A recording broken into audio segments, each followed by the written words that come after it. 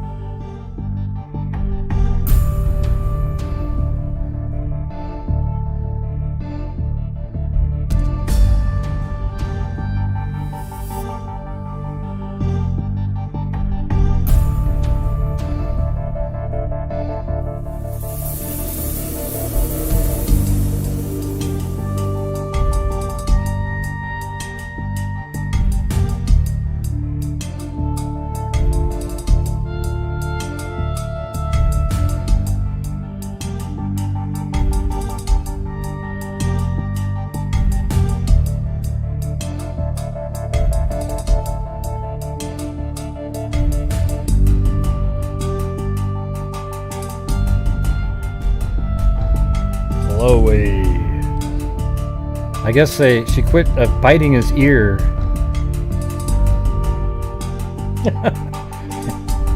He just wants to rest now.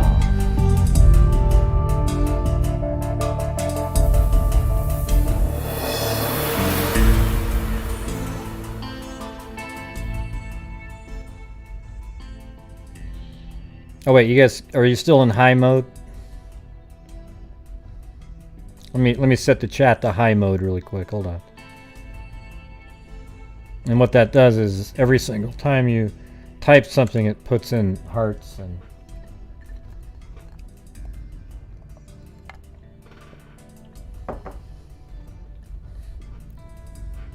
Blue's eyes are closed. He's sleeping.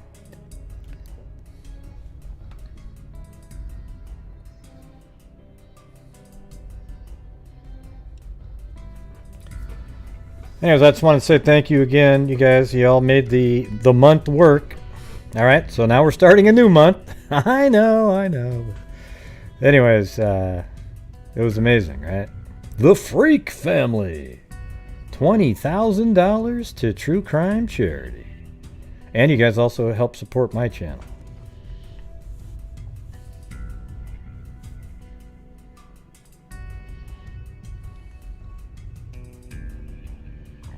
Look at all the freaks who sent in shirts with, you know, with on dogs. Hey, look at that! It's Jana Fan. Long time no see. I know it is. It's a ridiculous amount of money, isn't it? I mean, the thing is, I think it's so much more the way we're doing it. You know, I think if you just... Because everybody... Here's the thing is I think people like knowing that they're supporting my channel and we're donating a large percentage of it to charity, right? But if you were just sitting there going, okay, we got another charity, and every so often, it doesn't seem like it would actually work. It wouldn't be as big. You know, that's what's kind of weird is like these idiots who get upset, like, how dare you make money when you're doing a live stream about Delphi? Well, I've already donated over $1,000, and I guarantee it that the ad revenue isn't even close, and the super chats, you know, the percentage is different. I mean, it's just, and I think it's more than that because I've done 500 twice, and then other amounts for different things. You know, it's It's weird how people's brains work, but it allows you to focus in on a couple and really hammer, give a ton of money. I sent Texas EchoSearch an email, and I didn't hear back from them again. I don't know what's going on there, why that's not working.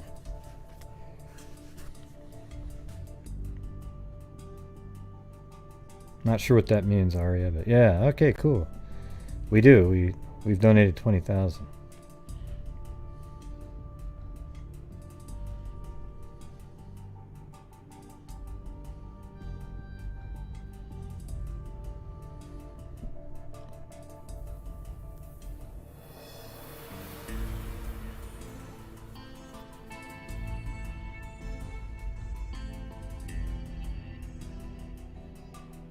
Oh, well, when she's saying we, is she talking about us or I don't know what that means.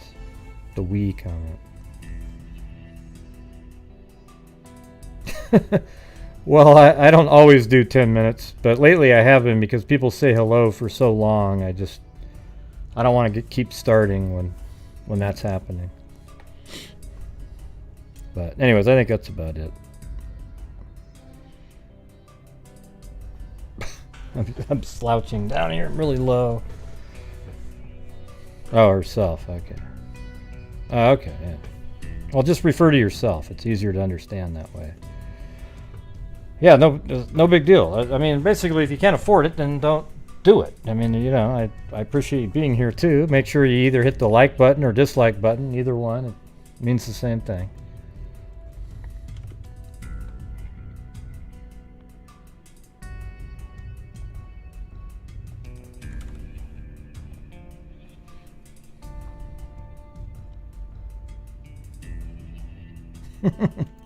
Yeah.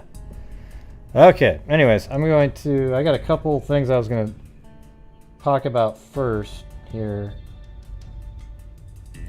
The first one, I just saw this right before I came in. Apparently, this is some sort of a domestic violence moment. Oops. Not that one. That too. Chewbacca? I'll do Chewbacca if you want me Sorry to. about that. Yeah, no, that's not what I meant to hit there. Okay. So, this just showed up on my feed a few minutes ago. So this lady here is a mom. This is her daughter right here. And I don't know where this is or, I can't verify it or anything like that. And then apparently this car right here was her boyfriend waiting for her.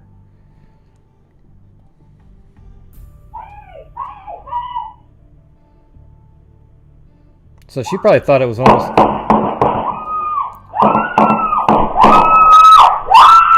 So that's some crazy shit right there. I think at first she didn't know who this guy was.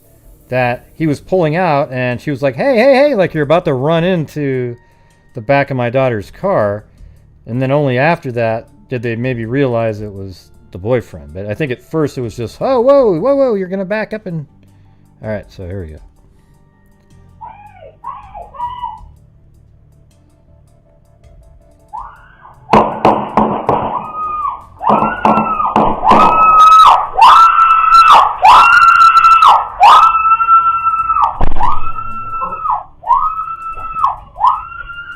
Man, I want to know what the hell happened with that one. I don't even know where it was. Just says boyfriend waits for his girlfriend outside her parents' home and unloads a full clip on her after she broke up with him. Right. Thus proving her instincts of why to break up with you, you idiot. I mean, I hope you go into prison for like 25 years. But if you killed her, forget it. You don't ever get out. Yeah, so I don't know where this took place or anything. It was on a site called flyheight.com. That's what this right there. So I'll put the link's going to be in the description. I think I still have the. Hold on a second. I might actually have the.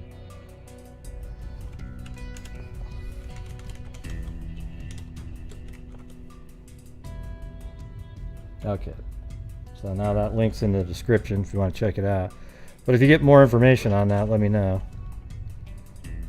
Yeah, that was it. I don't know if it was just, what the hell that was. Okay, and then Paul Holes has a website. Not a website. He does the podcast called Murder Squad.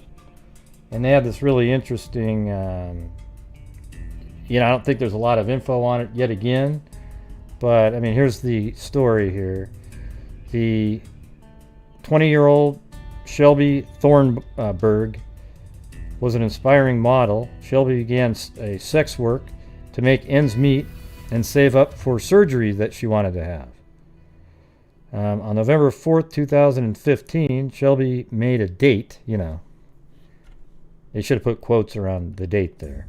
The person texted her at 8:06 p.m. saying, "I'll be there in 20 minutes." Okay? So that would mean he would get there at about 8:26, right?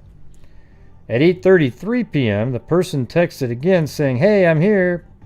A minute after this text, the possible killer is caught on surveillance footage in the lobby of Shelby's building. But then, so he got there at like, I think 35-ish when you look at the surveillance, probably up to the room. And then Shelby texted her boyfriend at 8:40 saying, "Good, G-U-D," and it was their signal that everything was fine. Like her John seemed like a normal person. And then at 8:57, the man is caught on surveillance video again, and this time he's leaving the building. Then when Shelby's boyfriend was unable to reach her after 10 p.m., he came home to the apartment to check on her. Upon entering the apartment, he could see that Shelby had been killed. Her throat had been slashed. Below is the video of the suspect. He was inside Shelby's apartment for a total of 23 minutes. Please share the video. Okay. It's kind of interesting in a way. I mean, you could look at it like one of the things when I'm looking at I've got the video right here. So here's that's a different one. Hold on a second. That's this other case that I was going to do an update on. Or it's not really an update. I haven't talked about it, but I'm not going to spend the whole show on it. So anyways, that's the guy right there. And it's 8:34, 8:35. Probably gets maybe the room at 8:36. Okay.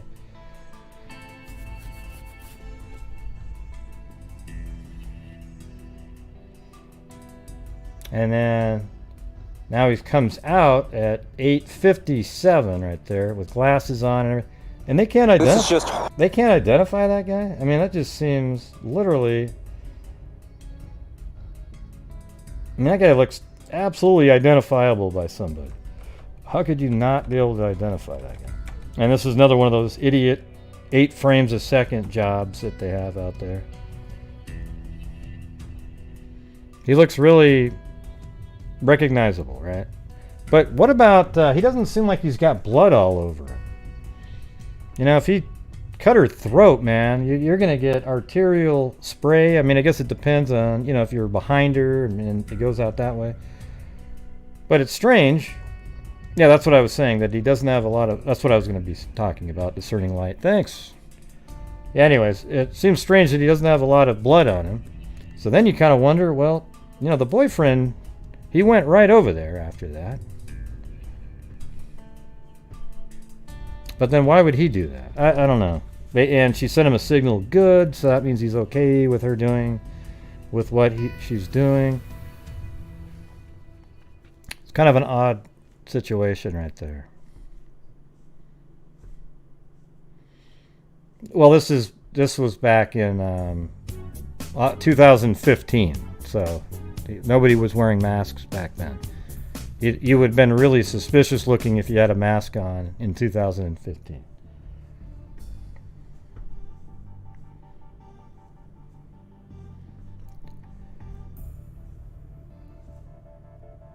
Huh?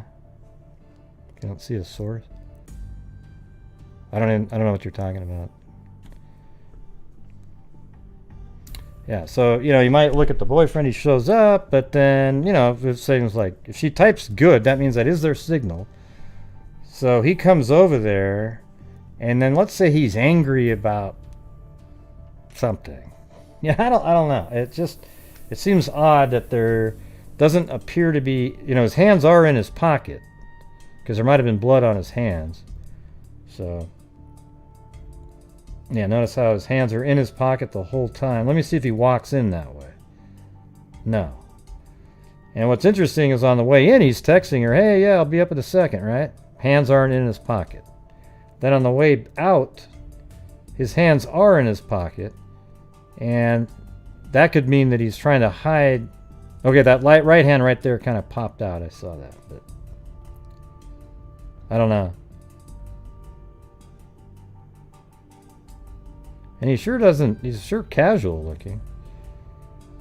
Yeah. This is just horrible error. So, kind of pretty interesting. All right.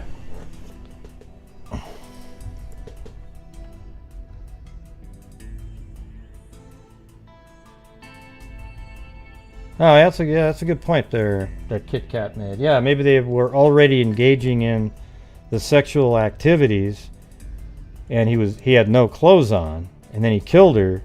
Then his clothes were nice and clean. He just sort of rinsed off, and yeah, it's not a bad. I like that one. We don't know any of that stuff, Gene. Jesus, my God. All right, here we go. This is the other one that I was going to talk about quickly here.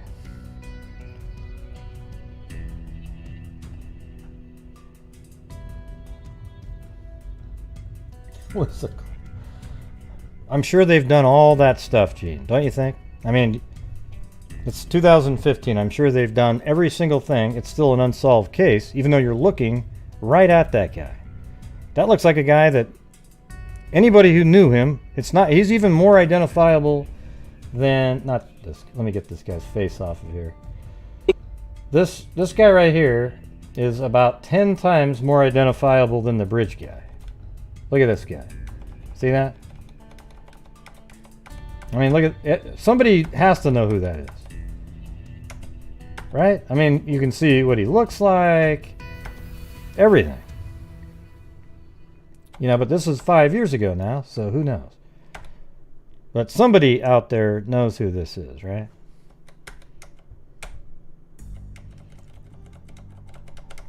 Yeah, I think a lot of times when people ask, like, hey, did they check the phones? That means, like, it's just a thought that you're having in your head because we all know that they check the phones. It would be insane if somebody wasn't checking the phones and all that kind of stuff, right? So it just means that you want people to, like, hey, everybody, I'm thinking about the phones. How about you? And then everybody else can say, yeah, I was thinking about the phones also, right? Because it literally is obvious that something like that, they're going to check the pinging of the phone. They're going to do all that kind of stuff. Well, you don't have to say you're sorry. I'm just trying to tell you what the reason why people. It's like they just type in stuff like. Never mind. Forget it. Makes me think it. Yeah, I don't know what this guy is here. No idea. I mean, obviously it was she's a call girl, I guess you might want to call it, because it seems like it's sort of in her apartment. And, that's different than the typical street worker, sex workers. Don't you think? So it's weird. He might have used a burner phone to set up the appointment. And, that's the thing. Obviously, there's a record that somebody texted her phone. But if you're going to be a killer type, psycho serial killer type, then you're going to use a burner phone. And the police probably have answers for that. You know what you should probably go do, Gene, is go watch his Paul Holes Murder Squad episode that they have. I'm sure that they go into all that stuff. Nah, I think everybody would recognize this guy regardless. Anybody would recognize. Anybody who knows that guy knows who he is. There's no way in hell you wouldn't. He's got a sort of a. It's just. I don't know. It's really obvious to me that this guy is absolutely recognizable his hairstyle at the time. They should say, somebody should have recognized him. I mean, look at that. And they have a better copy than what I have right now, right? Like this thing right here it's still clear-ish, but they have a much clearer version because this is one that they condensed down, put on the internet, and then I captured it, so it's already gone through 3 or 4 iterations of compression. So they have one that's even clearer than that. At least you'd hope. Yeah, well, I know these two guys sat there the whole time though, Kim, so it has nothing to do with it, right? Yeah, I mean, he's seen him before, yeah. Yeah, so this guy right here, he sat down at the same time. And I don't even know if that's the same guy anymore, but... And then by the time he came back out, there was 2 more people there. Looks like he has dark shoes on there, and then all of a sudden... You know, unless that's the same person... Because he did have shorts on. He may have taken his shoes off or something. I don't know. Actually, it looks like somebody's like laying... Shit, I don't know. Anyways, I'm gonna... That's all I have on this one. I just kind of quickly saw it and thought that was interesting right there. And obviously the police have a hell of a lot more information than we're gonna get to have.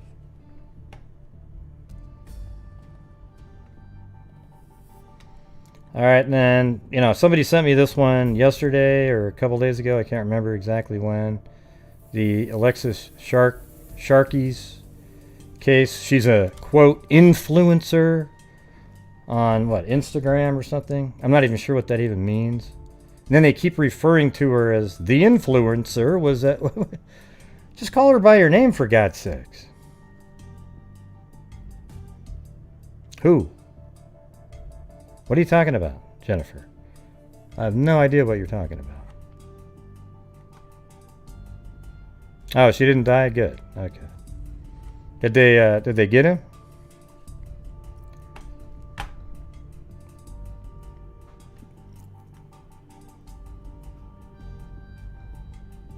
Ah, really? Yeah. Well, they better put some guards on her over there. He's a psycho. Anyways, this is another case here, really quick, where, you know, like she's a really pretty woman here. Let me get a different article here, this one. Yeah, right there. And it says that the body of a woman found dead on the side of a road over the weekend is the 26-year-old Alexis Sharkey. Police confirmed Monday. She was in one of those multi-level marketing companies selling some sort of vegetarian stuff, you know, something I'd never buy.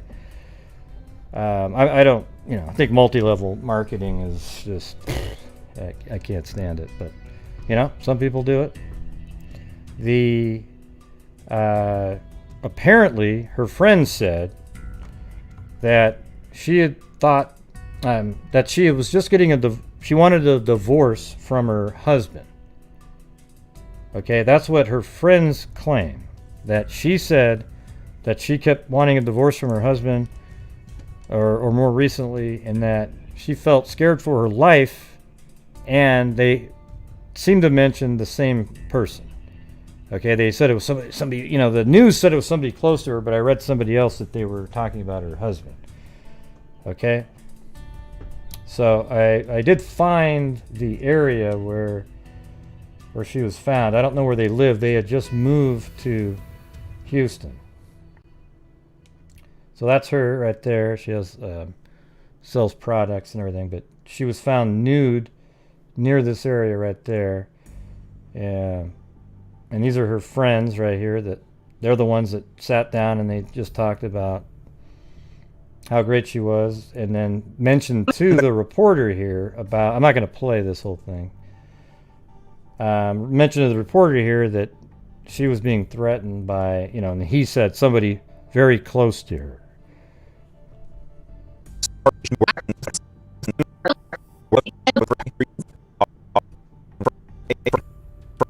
Yeah, so anyways, I was able to find the spot here pretty well, I think. Yeah, so I found, that address, the street cross was right there where the Red Haw and Katy Freeway. And then it literally has a street view down this real narrow road here, which is pretty crazy. And you get to about right here, and then you can, in that image we were just looking at, you can see this piece of cement right there, curved driveway, and then it kind of goes down. And then it looks like it's on probably on the left side of the road, I think.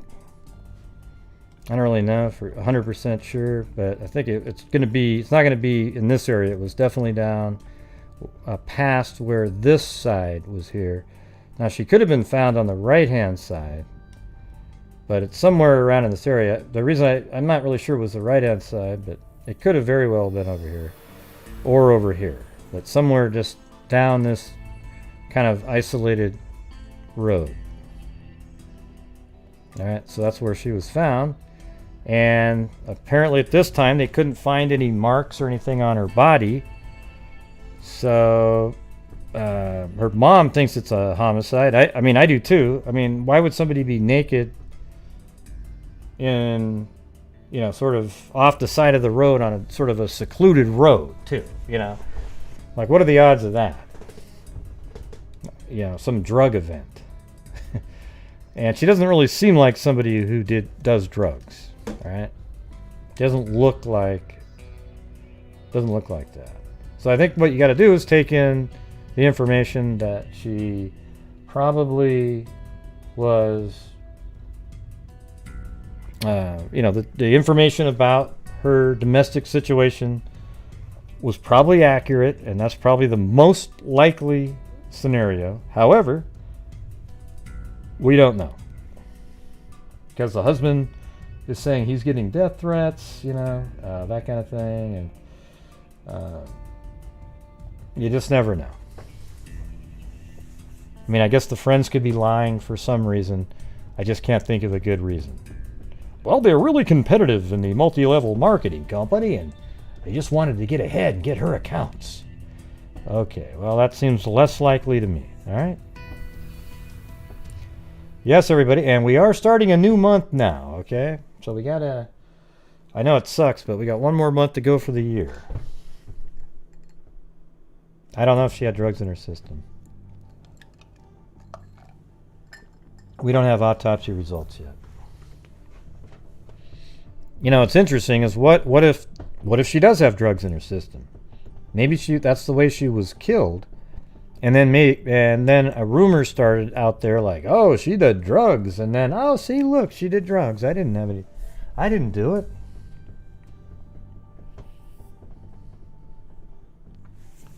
Yeah. Okay, everybody, that's it. Those are the updates. So that's what's going on with that. Those cases there. I kind of want to see what's going on. Maybe I'll look at one of those other ones, see if there's any more information on them. The shooting outside the house sounds like she's in the hospital. They haven't caught the boyfriend yet.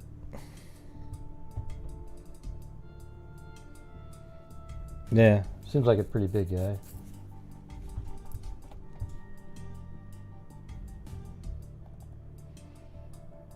Yeah, on this Newsweek article it said something about, it's horrible. People are talking tons of crap. I'm getting death threats and stuff. None of that bothers me. What bothers me is that the world and everybody in it is focusing on all the stuff that doesn't matter. Should have been focused on finding my wife. Everybody was still looking for her, and I located her Sunday morning in the coroner's office. Oh. They couldn't ID my wife. They didn't know who she was. She was just there. Tom Sharkey told Champion that he had been fully cooperating with police and homicide detectives in their investigation. So that's him right there.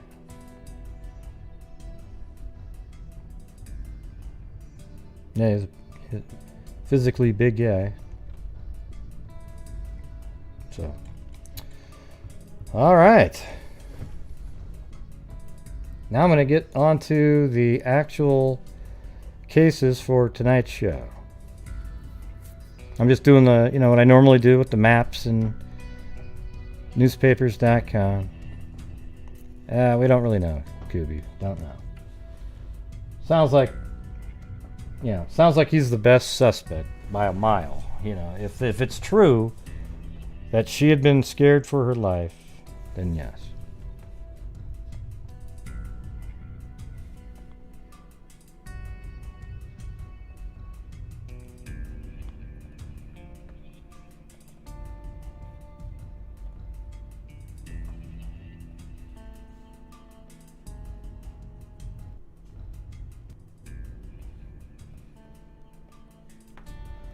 Alright, so the first one we're going to talk about tonight is the Johnny Gosch case. These are Iowa cold cases. These are all 3 missing persons, which makes me think that they're even more related, in my opinion. So here we go.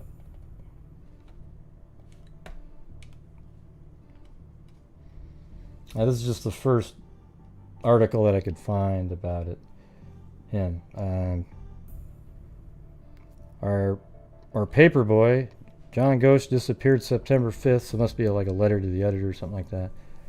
September 5th, during a Sunday morning route, neighbors not wanting to cause Johnny any problems because he's been so conscientious. Like, he was this really great paperboy, always got the papers on time. And so none of them called him when they got up and the paper wasn't there yet. They waited until long after the paper was due for Johnny to take special care with his route. Now Johnny's family waits, and although no one can truly fathom the depth of their agony, neighbors wait each day asking, "What's the news?" All the while, parents are reevaluating and reinforcing what they thought they had taught their children. How do we do enough to warn them about strangers in cars with candy? When is a child safe? When can we relax? The parental vigil, after all. Johnny is 5'7", weighed 140 pounds, certainly not a little boy. Yeah, it's not too small, actually.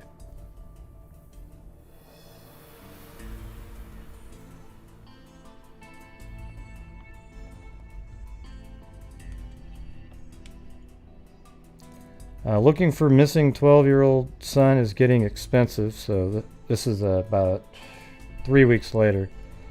Looking for their missing 12-year-old son is getting expensive, so John Gosch said Friday he and his wife may soon have to make a plea for help. Gosch, formerly of Eldridge, said that after returning to his West Des Moines home from Omaha, where he and his wife Noreen hired their second private detective, almost 5 weeks after their son John disappeared, as he prepared to deliver newspapers near their home, police investigators are spinning their wheels.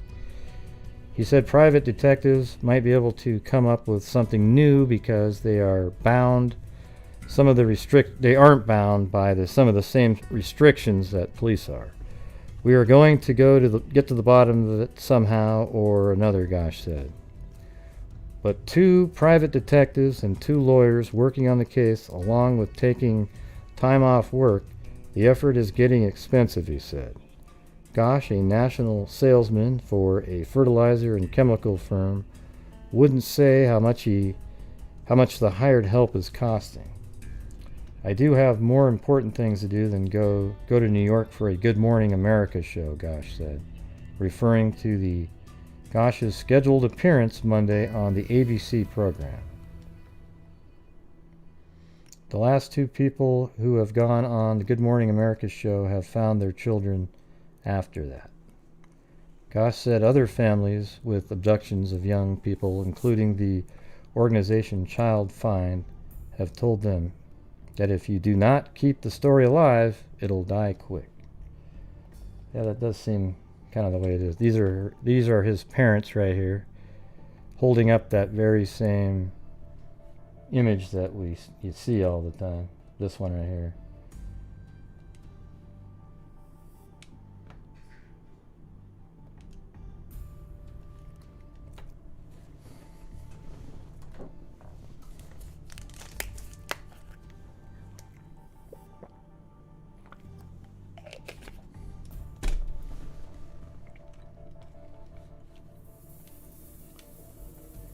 Let's see.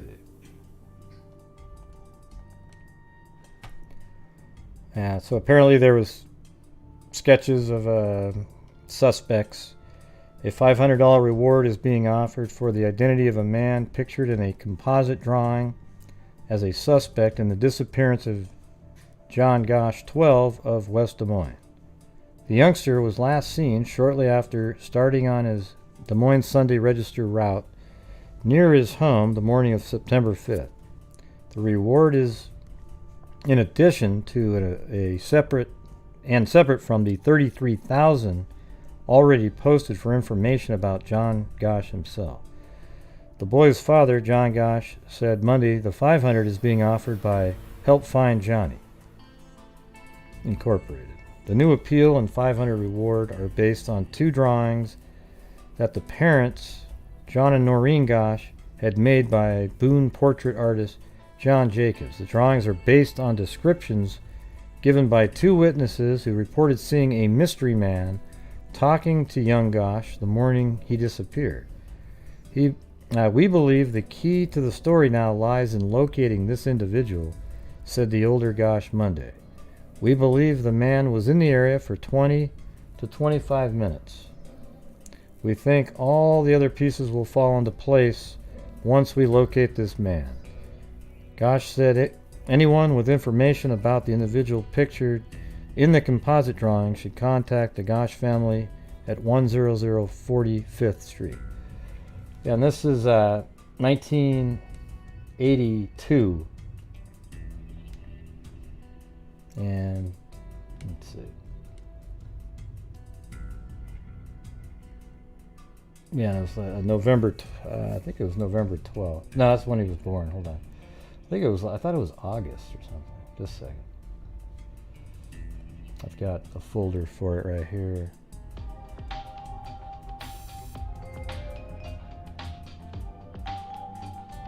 Now, it's September 5th, actually.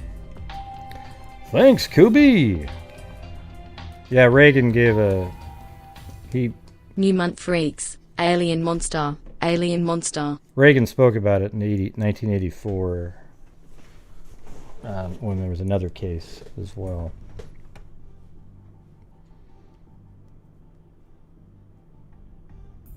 Yep, it's a new month. I think when I said it went in one ear and out the other. Let's see. Alright, I'm just going to go on to the next article. There's this really long article that goes through everything, and that's the one I'm just trying to get to really quick. So this is December. Family puts all into search. You know, they just kept trying everything. They were in the paper constantly. I mean, it was literally every other day there was an article, but it was always just updates, nothing really new or anything. Just a piece of paper over the foyer light switch warns, do not turn our porch light. Noreen Gosch leaves the light on at night for her children when they are out. Her youngest 13-year-old, Johnny, has been gone for more than 3 months. Miss Gosch and her husband, John, aren't just waiting by the door hoping he'll show up one night. They've enrolled an army of volunteers and formed an unusual corporation with only one purpose, finding Johnny. So, I mean, there really hardly anything going on at the time. Let me see what, like, there was a lot of effort put into it, but there was just nothing happening. That's one of the problems. He just went missing.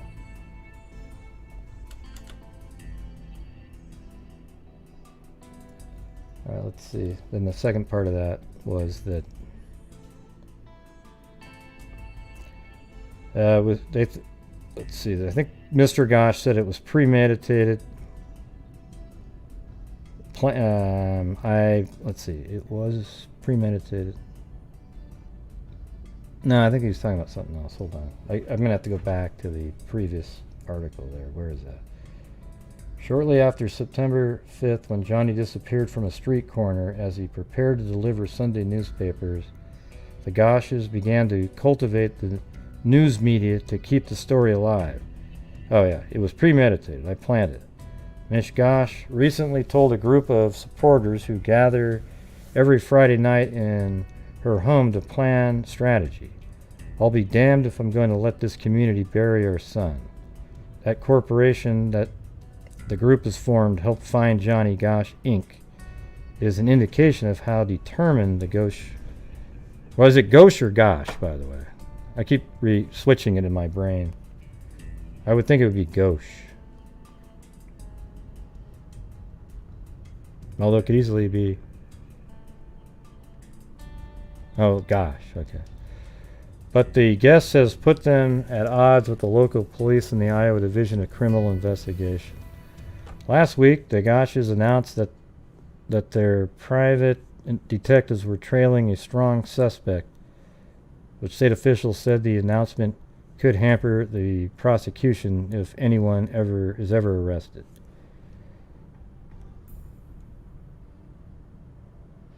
Yeah, so what I'm going to do, I want to go to the, there's this long article. There might be a couple shorter ones in here, but let's see. See, just nothing. 6 months of dead ends in Johnny Gosch search. So at least it's still being put in the paper, but, you know, I mean, what it does is it keeps people working on it, but it really doesn't help solve it, though. I mean, other than that part of it. You know, like the fact that people are talking about it.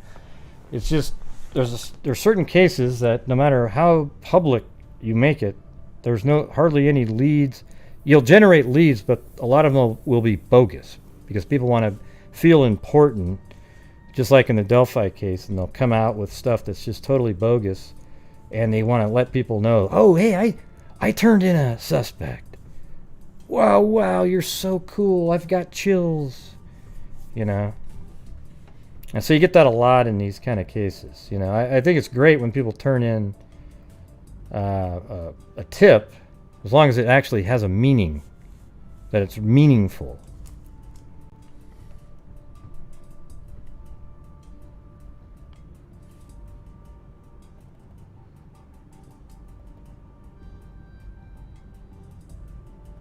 All right, so that's the 6 months of dead ends in Johnny Gosch search. So I'm just going to read this. When caller said he knew where Johnny Gosch was, police were cautious but interested. So a meeting was arranged, and the cops waited and waited. The caller didn't show, and the cops soon learned why. He had been admitted to Broadlawns Medical Center for psychiatric care. That lead, as have scores of others before and after, ended at yet another frustrating dead end. John David Gosch, as newspaper carriers were doing all over the city, stepped out of his house early on the morning of September 5th to deliver Des Moines Sunday Register, his wagon and small dog, Gretchen, in tow. Shortly afterward, he vanished without a trace. Today, 6 months later, the youngster, who would be 13 years old, now remains missing, gone on that 70-degree morning from the sidewalk of the quiet, tree-lined neighborhood where he lived in West Des Moines.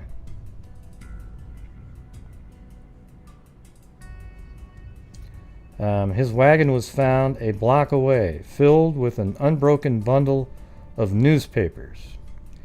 So that's pretty crazy. Investigators now admit they can't explain what happened. Not a shred of good information has emerged from a numbing investigation that has extended into Canada to a blood-soaked car wash in Des Moines and into the mind through hypnosis.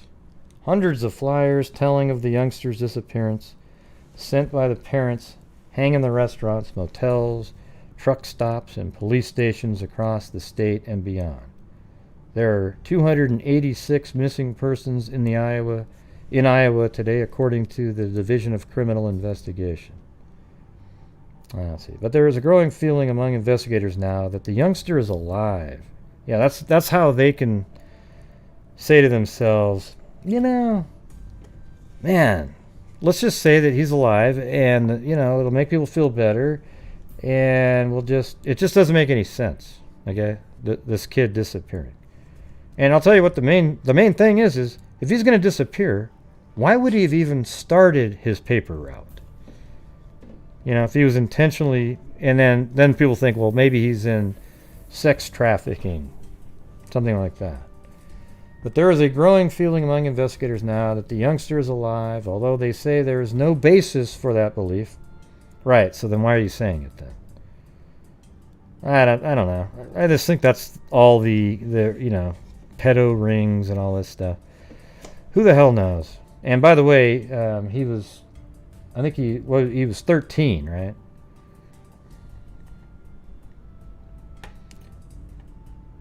Let's see. DCI chief, and he was pretty big person, so it doesn't seem like the killer would even know that he was 13 years old, or whoever abducted him. But there is a growing feeling, he was 5'7", 140 pounds. The National Identification Dead File, organized and maintained by the Colorado Bureau of Investigation at Denver, has 766 entries from 43 states.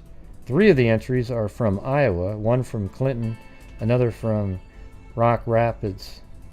The third... Alright, so this is the really big, look how big this thing is. But this has everything in it.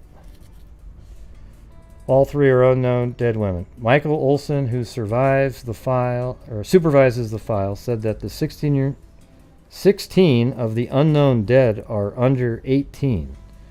So it's weird, they have 16, you know, Jane and John Does, and they're under the age of 18. But none of the descriptions match Johnny Gosch. What is known to have happened September 5th has been run and rerun hundreds of times by investigators. Gosch, who was planning to go to the lake with his parents that Labor Day weekend, got up, got his wagon, and left his home at 1004 45th Street in West Des Moines, cutting across the yards of neighbors. That's exactly what I thought. That's so hilarious. Yeah, what's weird, let me get to this one. Hold on a second.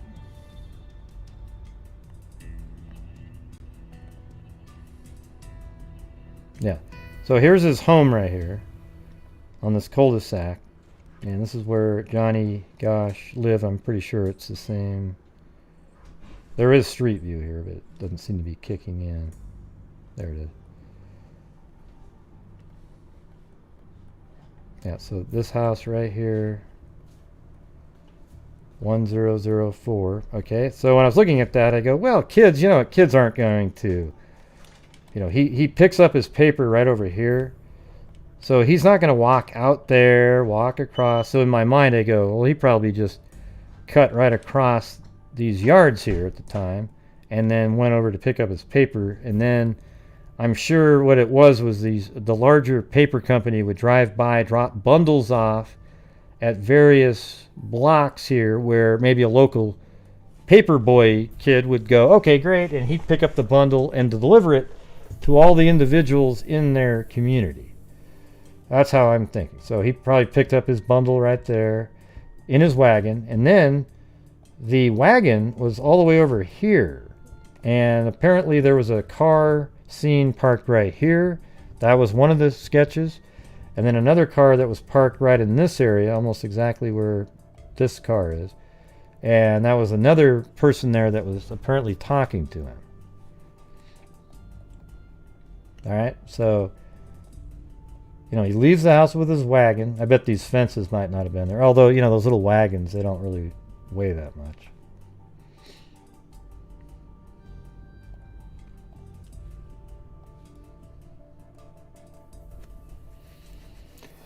All right, so it's kind of cool to have that confirmed right there. He walked along Ashworth Street, which I bet is that one. Yep, Ashworth Road. Yep. So he cut across the yard of the neighbors to Ashworth Road. He walked along Ashworth to the newspaper drop, a long block away at 42nd Street. So, yep, that's 42nd.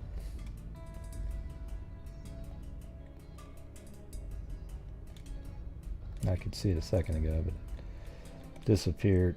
on me.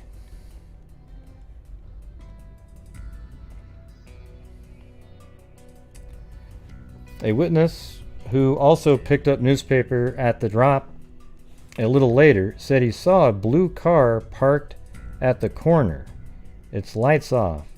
The driver was sitting on the passenger side talking to Gosch. So that he'd gone, or Gosh, excuse me, went all the way across. So that's kind of, let's see. Yeah. So he kind of slid across and then talked to him. Its lights were off. The driver was sitting on the passenger side talking to Gosch.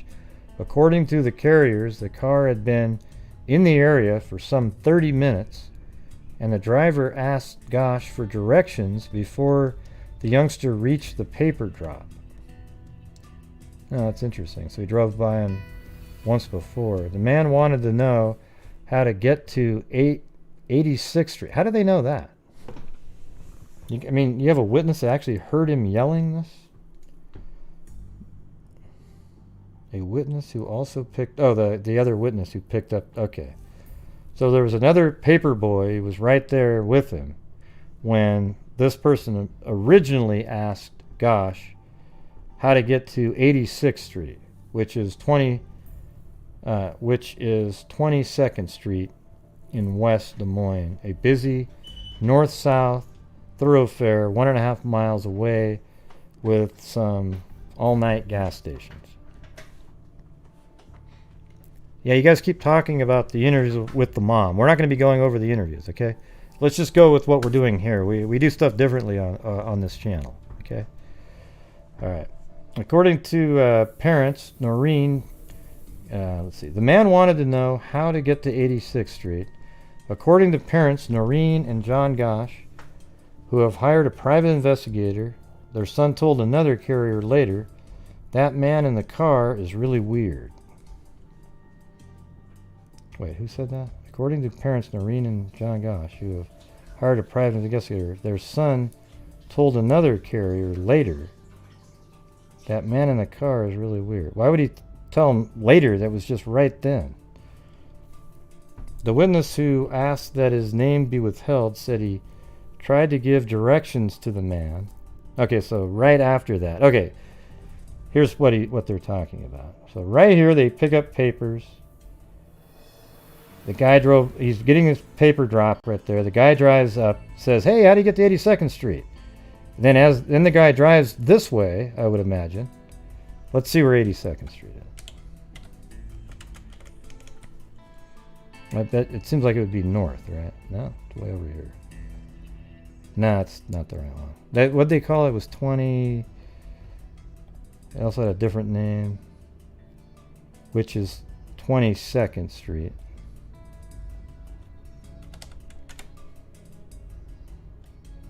Okay, so it's over here.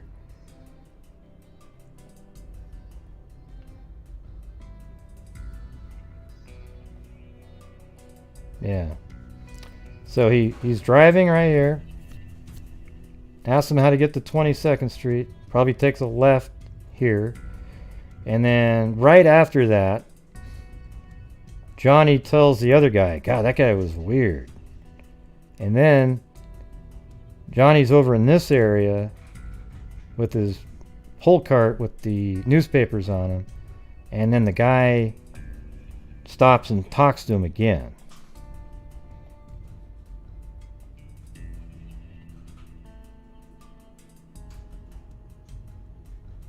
I don't know. I think that's just wrong. That part about who have tried to private against their son told another carrier later. See, it seems to me like later is just literally like 5 minutes later. That man in the car is really weird. The witness who asked that his name be withheld said he tried to give directions to the man at the corner after Gosch gave up. See, that's exactly what I was just saying. They're both right there. And then the guy drove away, and then he later said, "Oh, wow, that guy was weird." You know, literally 2 minutes later. In a recent interview with the Register, he said, this guy was high.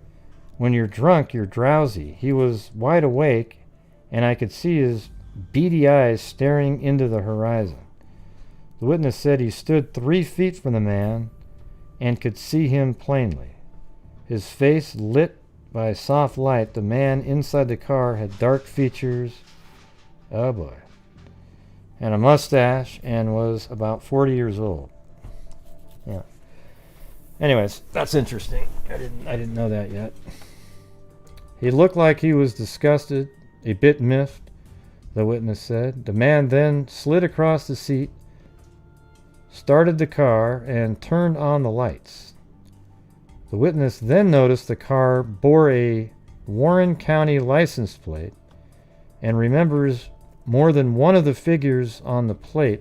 The car made a U-turn and bolted east on... Okay, so let's see. It was right here. And instead of going that way like I was thinking maybe, it went like this, turned around, and then went east on Ashworth Street. So here's probably what it did. It went like this. Yeah.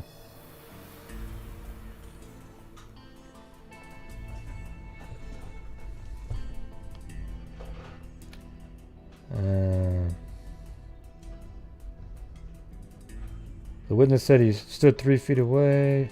He looked like... Let's see. The witness said he stood 3 feet from the man and could see him plainly, his face lit by soft light. He looked like he was disgusted, bit miffed. They put me under more than one of the figures on the plate. The car made a U-turn and bolted east on Ashworth. They put me under hypnosis, he said. I told them all I knew. Nothing more has come to my mind, but if it does, the police will know. After the brief conversation at the corner, Gosch walked north, see, exactly, on 42nd, with his newspaper-laden wagon to begin his deliveries. Another witness, one of 4 police have been told to have been able to find, said he saw a man walk out of the shadows at 42nd Street near the paper drop. So it's possible that the guy asking for directions has absolutely nothing to do with this. You know, he could have just been driving by, literally wanting to know how to get to 82nd, and there was another person that was aware of the paper route, right? The youngster crossed the street. Okay, another witness, one of 4 police have been able to find, said he saw a man walk out of the shadows at 42nd Street near the paper drop and talk to Gosch. The youngster crossed the street, parked his wagon at the corner of Marcourt Lane. So I think that's right here. See, Marcourt Lane, right on this corner, right there. So again, the other car did a U-turn, drove away to get to, which is correct. 22nd was over in this direction. So that seems like, okay, it was going in that direction, and then if it did turn out to be him, he would have went around like that. So anyways, Marc started walking this direction. Then he gets to this corner here, and this is when that other conversation took place.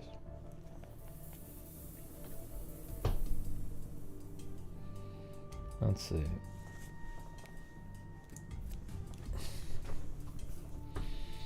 The youngster crossed the street, parked his wagon at the corner of Marcourt Lane, a block from where he picked up the papers. It's the same corner where Gosch usually left his wagon while he delivered papers to subscribers on Francrest Circle.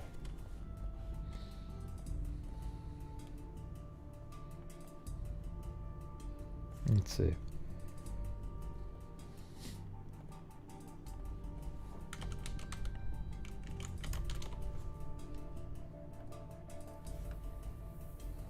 Okay, so there you go. He would park his, I guess he'd just park his wagon there, grab about, 10, 15 papers in his hand, and start walking, chuck, just start throwing them around, and then come back. So apparently he did the same thing every single day. At that time, police said other carriers saw Gosch sitting in the wagon. A resident near the corner saw a car roll up to the corner, but didn't see the boy. At 7:45 a.m., the phone rang at the Gosch home. Gosch's customers wanted to know where their papers were. The mystery had begun. Detective McKinney and DCI agent Wood, sitting in the West Des Moines Police Department squad room among stacks of reports, photos, and cards involving the Gosch case, said they were retracing the investigation, looking for loose ends. There are still calls that must be checked. You can go in any direction with this thing, McKinney sighed. You can say it's a runaway. You can say it's an abduction. You can say the driver of the blue car is involved. You could say that he isn't. Yep. That blue car was the first one. That he was only in the neighborhood and hasn't come forward because he doesn't want people to know he was there because he was fooling around. Or he just doesn't want to get involved because people will look at him like he was a suspect. Yeah, it doesn't mean he was fooling around. He might have been trying to get somewhere. You can say the boy is alive. You can say he's dead. Although I have a gut feeling he's alive. We just don't know. You can say he was taken by a cult, but the information we've picked up indicates most people are in a cult because they want to be. They are not snatched up at random. McKinney added, I never worked a case this long without having a good, strong feeling about it. Police checked every all-night establishment in the metropolitan area. They had witnesses pore over mugshots of known sex offenders and followed leads from more than a dozen of the 80-plus psychics. Oh, Jesus. 80-plus psychics who've contacted the family. The shameful vultures who show up in cases like this.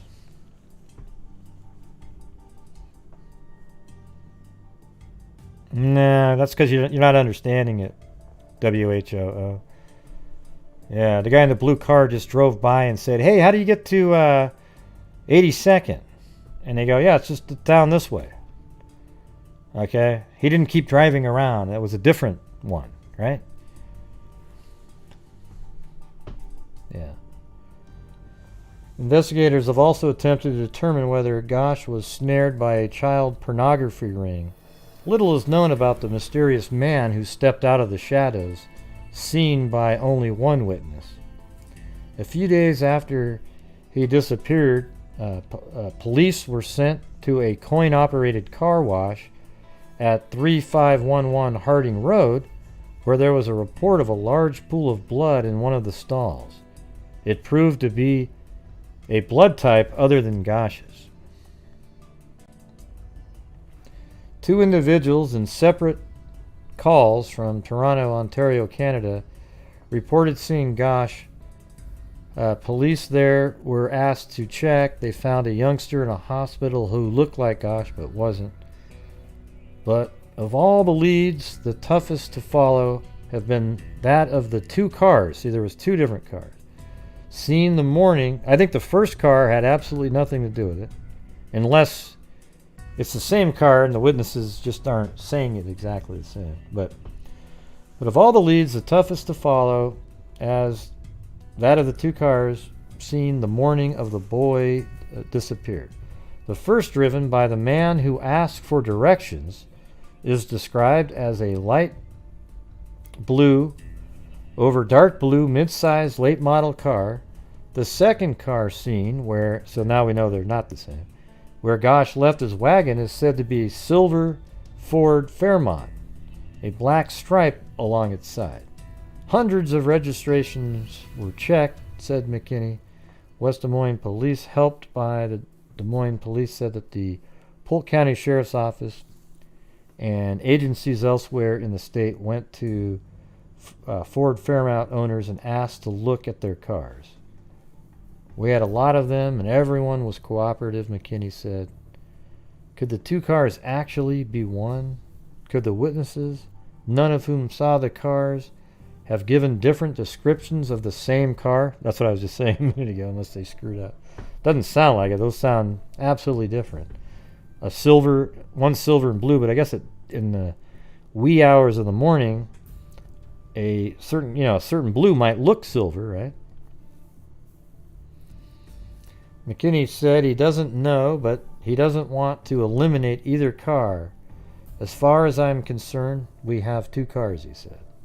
The investigation is also being carried on privately by Gosch's through Dennis Wellen, a private detective. It was Wellen who doggedly searched for the missing Walter Todd Paquette of Carter Lake. He had vanished from the streets of Omaha in 1974. Paquette, then 13, had gone into Omaha to meet his mother. Whalen found Paquette 17 and a half months later, living with a 30-year-old, 320-pound homosexual who had a history of child molesting. They were in Clarkson, Washington. Paquette, now married and living in Texas, had been lured into the man's car. Wait, isn't this the one where the... I don't think so. It sounded... I was thinking the Doucette. Yeah, never mind. Sounded kind of similar. With the known details of the case, the Register called 2 investigators outside the state who are experienced in finding missing persons. The cars are important, but maybe they don't mean anything. I would still have my people checking every... You know what? It means something. He was abducted, obviously. Or, I guess he could have got into somebody's car, but something happened to him. He was out doing his normal work. He literally had his, the pull cart with the, the paper on it. If he was literally going to just take off, he would have walked out of the house and just disappeared. He wouldn't have even started his paper route that day.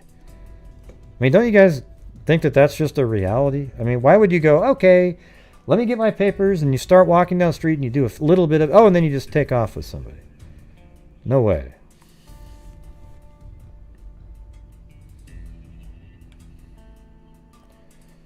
Right.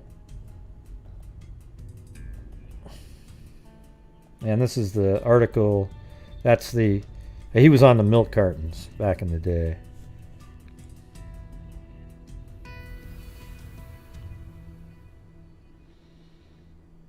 Yeah, I mean, it was a huge story. They were on different television programs and everything. But here's the reality. What I just went over right there, that's it. Okay? So all the other stuff is just sort of this fluff and, innuendo crap that somebody might have said and this and that and the other thing. What you just heard in that long, detailed article, I was like finding those ones. That is it. Okay? Now, everybody, we are starting another month here. We have donated $20,000 to crime-related charities this month. I'd like to make another one at the end of this month. Get to some crazy number. And,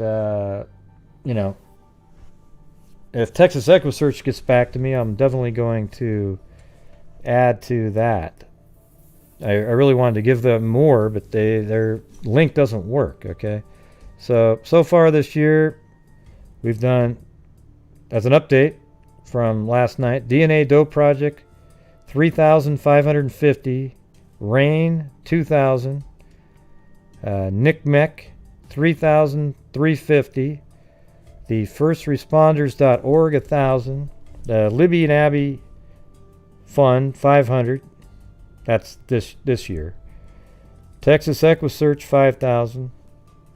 Innocence Project, 1,400. The Kyron Horman Foundation, 2,700 for Allyson Watterson.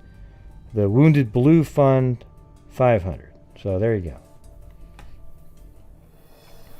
But here's the thing is, like tonight, other than, if it wasn't for Andrea Ruggiero Drum, we'd be at $5 for the entire show so far. So that's just how it works on here.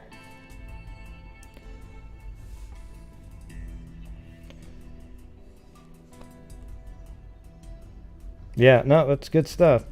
But, you know, it's up to the freaks to keep it going. Let me see. All right, so I'm going to move on to the next case here.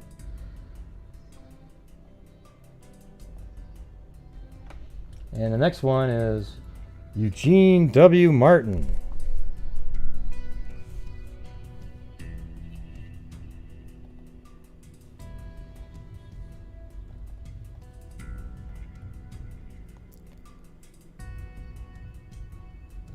Search turns to man seen with boy 13 who disappeared Sunday.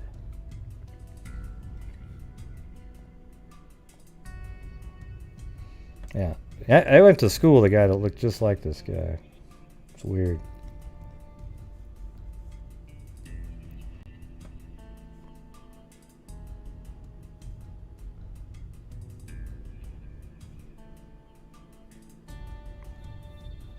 Yeah, so other than Kubi's 5 is what I'm talking about. What am I supposed to be looking at? Oh, you mean you can't see it? Okay. Well, might have to be cutting this one short anyways. So anyways, we got the search turns to man seen with boy 13 who disappeared Sunday. Des Moines police said late Monday that a witness believes he saw a missing newspaper carrier. This is another newspaper carrier, by the way. And this is 2 years later, 1984, in the same city, okay? So, and also another missing person that's never been found. Des Moines police said late Monday that a witness believes he saw a missing newspaper carrier Eugene Wade Martin talking to a man around the time the 13-year-old disappeared. I mean, it sounds so freaking similar. Near the end of a frustrating day of searching.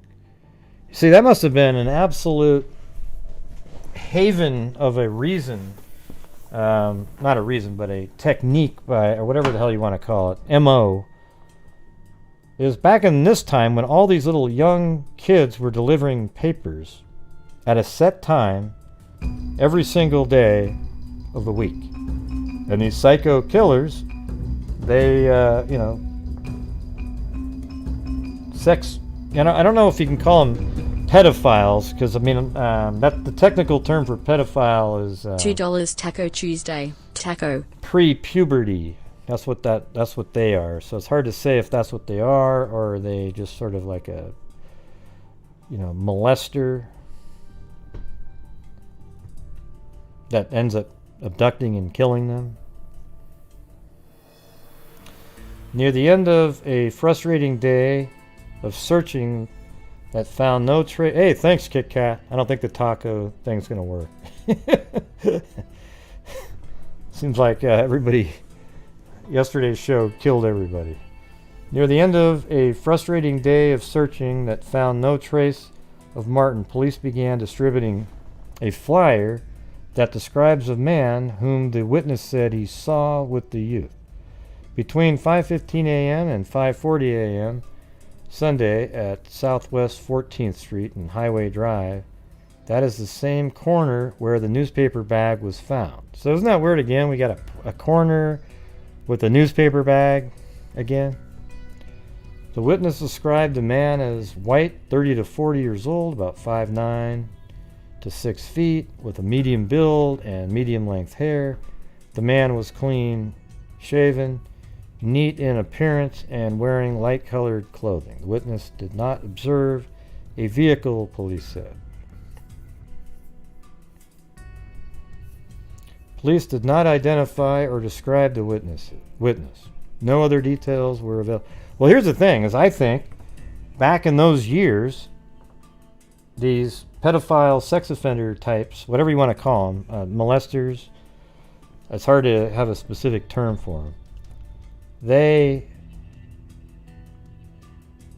paperboy situation was akin to sex workers now for serial killers. Okay, hitchhiking used to be that. Hey, thanks, Mary Wood. Thank you, Mary Wood. All right.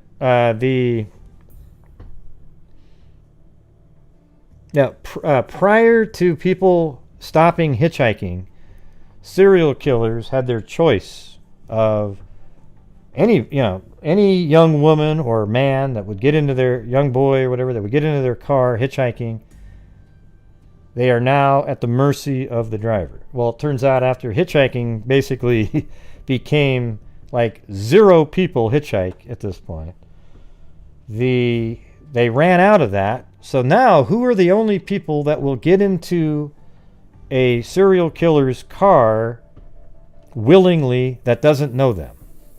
And those are sex workers. Okay, so again, a similar thing is when during this time when you had these young paperboy kids delivering paper, it was just like it was just a dream scenario for these psychos. You get it? And now nobody does that anymore, right? There isn't a soul out there, a neighborhood that has, a 13-year-old kid delivering paper to a neighborhood. Just doesn't even happen.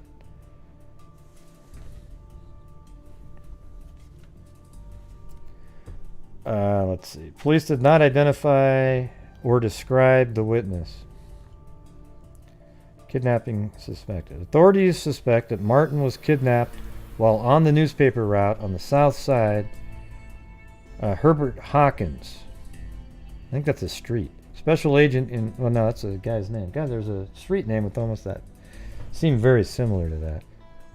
So Herbert Hawkins, special agent in charge of the FBI Omaha office, who headed a team of 16 FBI agents assembled in the city, said an outpouring of calls made the police supplied very decent leads through, though he declined to say what they were. Eugene Martin disappeared. A disappearance came nearly 2 years after Johnny Gosch. Oh, they call him Gene Martin. Here. That's interesting. Police said the day's effort centered on additional physical search. Okay, I'm just going to move on to some of the... There's another article in here that's got a big chunk.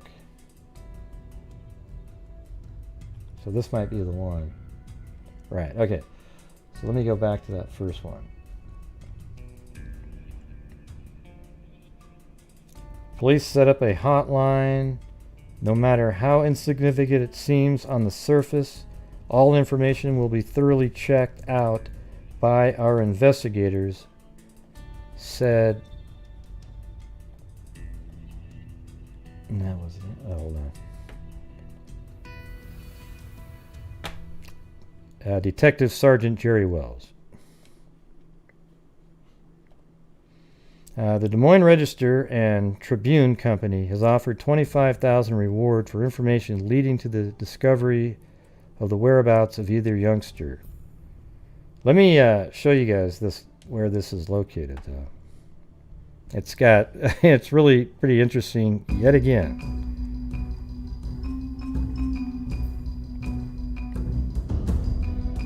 So here we go. This is where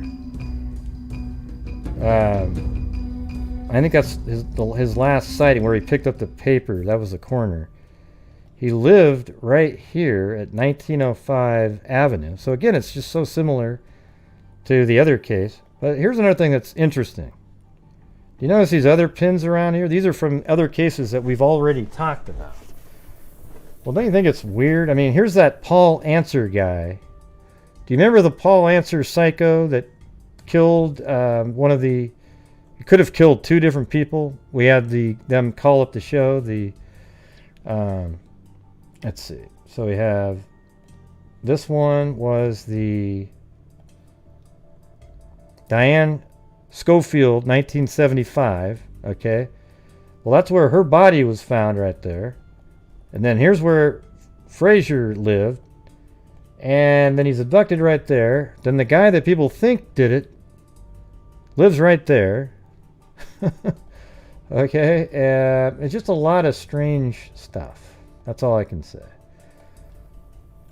All in one neighborhood. And he still lived in the area up until 1988. And the way that he killed Diane, remember that? Or if he did, people think he did kill her. Anyways, I think it's interesting seeing some of these sort of patterns like that. Like you can pan out, and then from a higher level here you can see like that's weird. I mean, I live in a neighborhood and I don't think there's too many people that have died or went missing in this little small area. There's actually the third case we'll be talking about. He lived right there, everybody. Marc's house. Marc lived there. Eugene lived here. That Paul Answer guy right there. You know.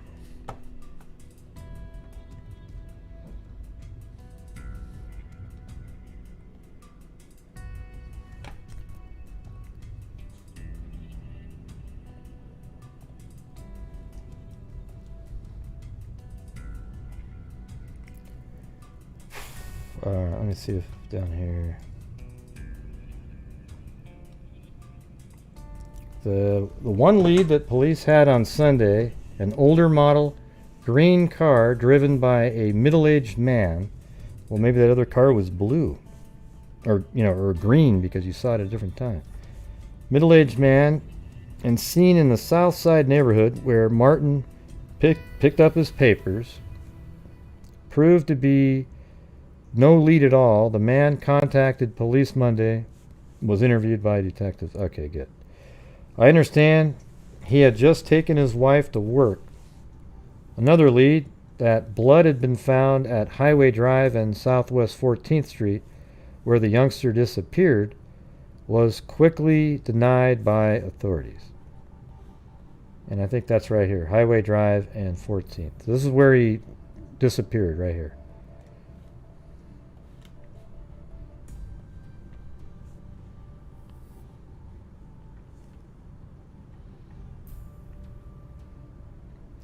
Martin and his former wife, Janice Martin, were surrounded by friends and relatives.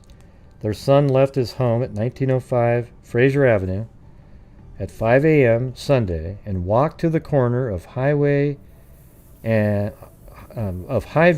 Northwest 14th to wait for his papers. Investigators are trying to find out what happened after that. See, it's so similar to that other one. Completely disappeared, and hardly anybody has any information. And another thing, too, is the time that these paper boys were out made it so much easier for these psychos because there's no witnesses, right? Very few people go to work at 5 in the morning. Don't go, I do, Grace, so that's not true. Okay, listen. 99% of the people don't go to work at 5 in the morning, okay? Yeah, it's dark out. It's just a perfect time. John McKish, circulation director of the Des Moines Register, reported two or three instances of newspaper carriers giving up their routes on Monday, so they quit. I also heard of one situation where parents of a Sunday carrier contacted a district manager to see if he could be of help. Yeah, so there's really nothing new, but that's him right there.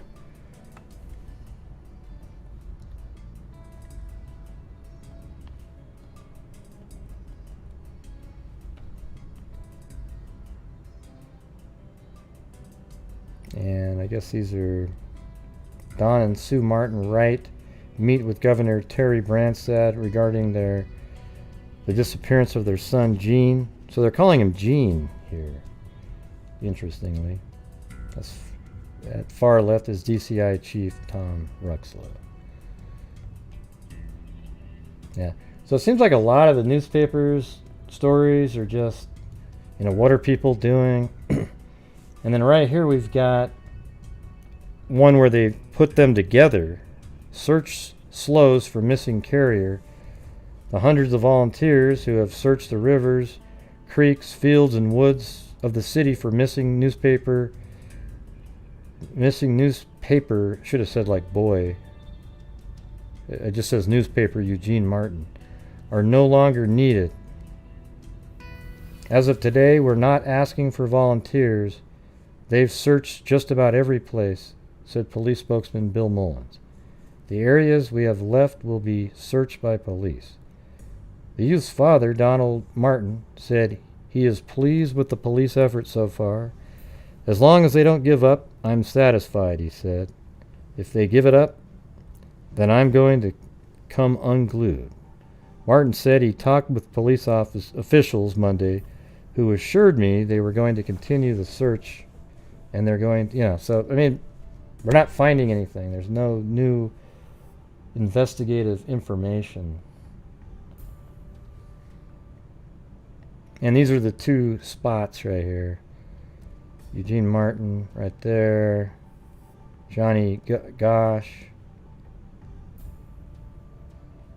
I wonder how similar that looks today. Let's see.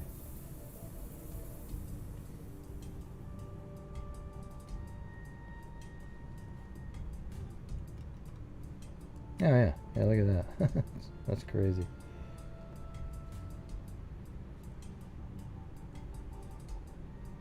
Here, I'm going to get you the same shot, just for the hell of it.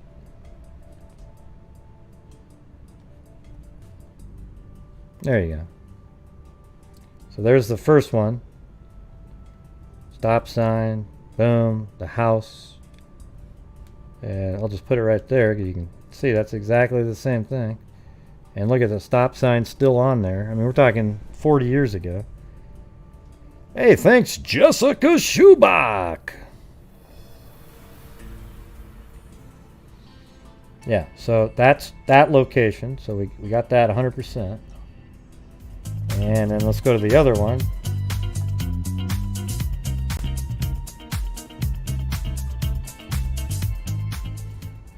Love how you use Google Earth to give the perspective of the surroundings. Smiley face. Yeah, I think it helps out a lot. Well, it helps me, so I figured it must help everybody else.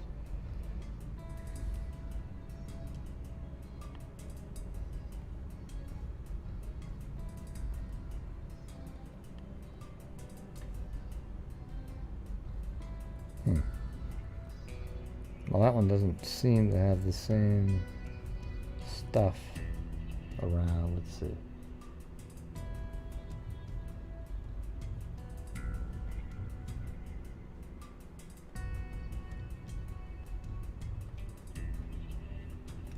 Yeah, it looks like a lot of things have changed on that one. But that was the area. Well, let's see. Maybe they're talking about where the wagon is. Let's try that.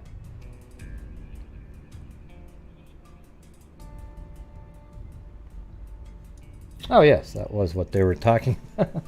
That's where they have it. Okay, so let me go back a little bit here. See if I can replicate almost, yeah, I mean, almost identical. Look at that. That's crazy. Yeah, so here we go.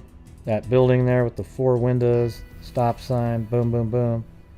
And there it is. 1, 2, 3, 4. And then it's just a little bit lower. It's almost the exact same angle, though. It's actually was taken off this sidewalk here, though. And oh yeah, and it's this pole right there. So they're standing on the sidewalk taking a picture of that. Nope, what? Yeah, it's the right one. The other spot was where he picked up his newspaper.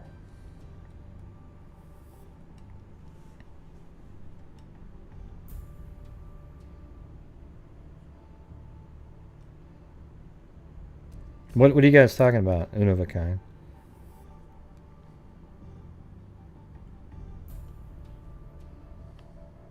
Look for what?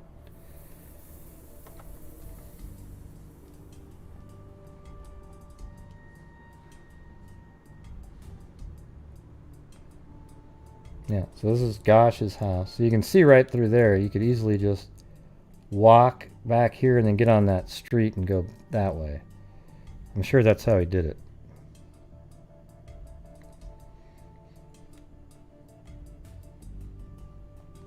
So let's just do, we can do his walk right here. Here we go. Yeah, he's just walking right down the side of that road right there with his pull cart filled with newspapers. He's walking down the street. And then right at this corner right here was where the newspaper company would drop off big stacks of newspapers. And then right when he was here, a car drove by a blue car, and said, hey, how do I get to 82nd, which is actually 22nd?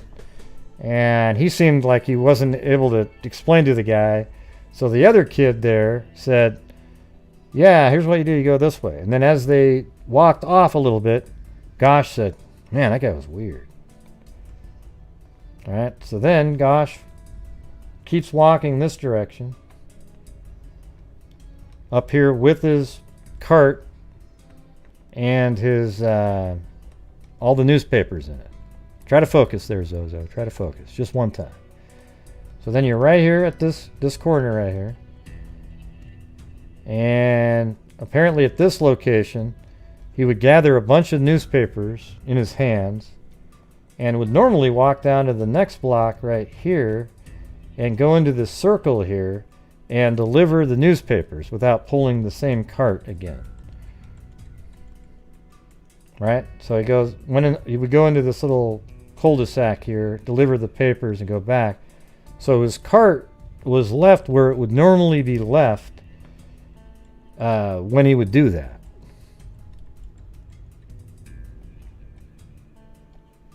So that's it. That's kind of the thing. He just disappeared. Apparently in this area, one witness said a guy jumped out of the bushes, and then another person said that there was another car that stopped right there.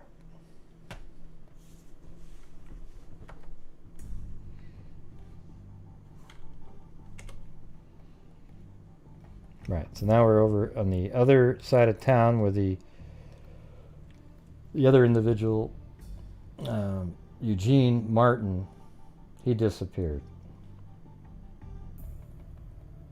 And then there's another article with both of them in it again. This is 1989, so now we're literally 5 years after Martin and 7 after Gosch.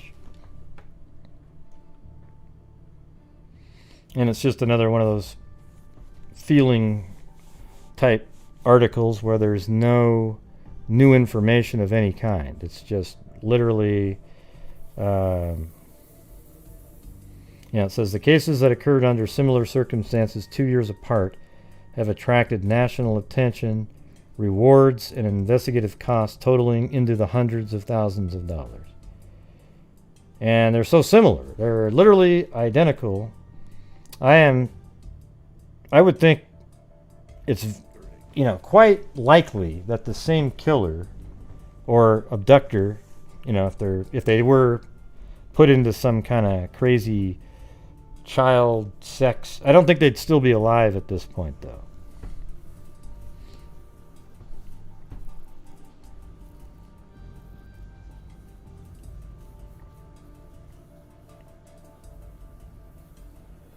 Yeah, so the FBI has been involved the whole time.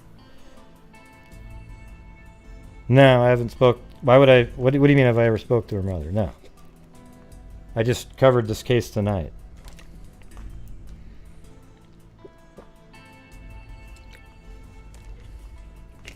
Yeah, I don't think there's no information out there that's legitimate that you can find that's really like, ooh, wow, that's a good possibility. It's just, he got abducted right then, and then after that it's complete wild speculation.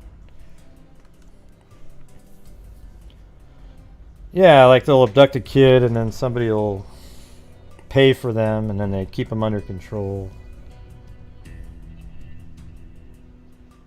Yeah, she seems like she's pretty cool, yeah. I mean, she's out there constantly advocating for finding what happened to her kid. Yep. Awesome. I'm just saying I haven't interviewed her. I don't know why. This is the first time I've covered the case. I'm not sure she would go, hey Gray, what are you doing tonight?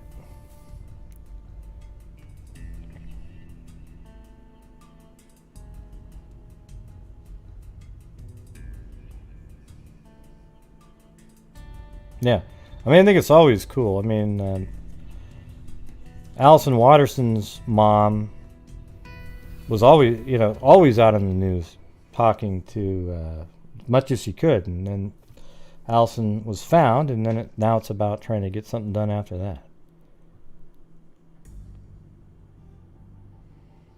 Oh yeah? Well, what would she, like, tell me some of the stuff. Because here's one of the things, too, is a lot of times you have parents, they've been so far involved in it that they'll start talking about what psychics told them and all that, and I just don't believe in any of that stuff, and a lot of the rumor mill information, and it always seems to always come back, except for rarer situations, it comes back to the facts and what actually happened, because it doesn't sound like there was really any information at the time.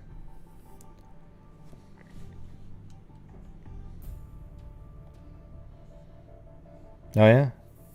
But how could they make a whole movie out of that? Was it just on the search and the effort put into it? Because it just feels like, I mean, there almost all these articles that you read where it was kept alive aren't about any new information and leads, or about the effort that's been put forward. You get it? So that's where it gets sort of frustrating.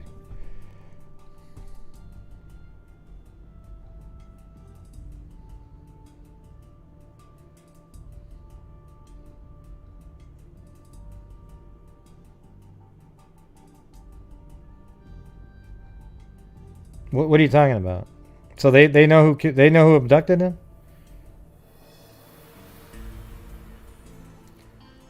She met with a PI who helped abduct him by a PI and by, I don't know what that means. Can you rewrite that sentence? Thank you, Juju Positive. Oh, and the 1 cent. Yo, you're gonna get it. Wow, thank you.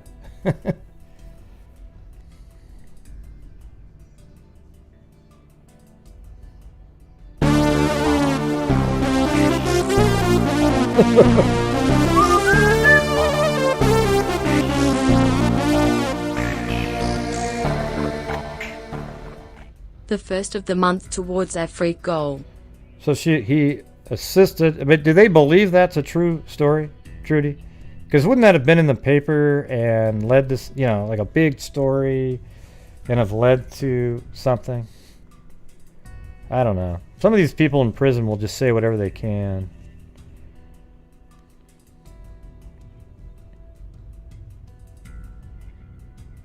Okay, yeah, well, right. I don't know.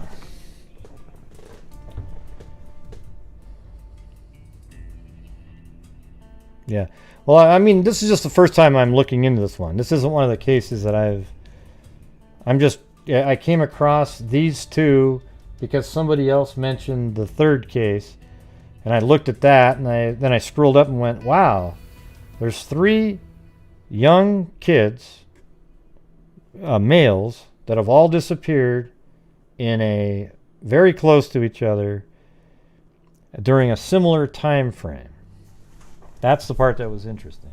I'm not somebody that's going to now, I'm just bringing it up because I'm sure there's some freaks in here who have never heard of this one, or they've heard of it but never really gone over the little details that are available. Yeah, I don't know. Show me a video of the underground holding site that you're talking about.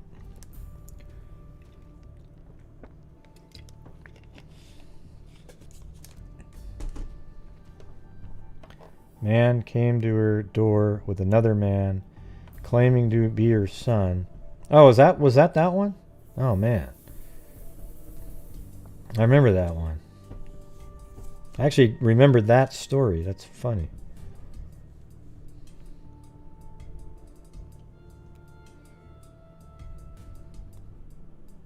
Yeah, I don't know. Sounds like a lot of kind of, rumor mill stuff. So that's funny though. I did hear that part up there. I remember that, and I was thinking, wow, that's crazy. The guy comes home and it turns out it was fake.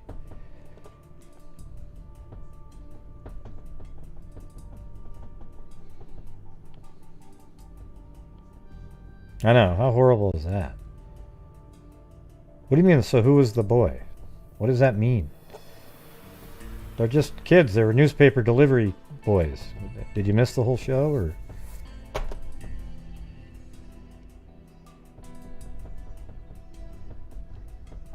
I don't know. Oh, I mean, who was the boy who showed up to the door? I don't know who that was. But he was just, and that's happened a couple times. I remember there was a story, another one, where a girl did that.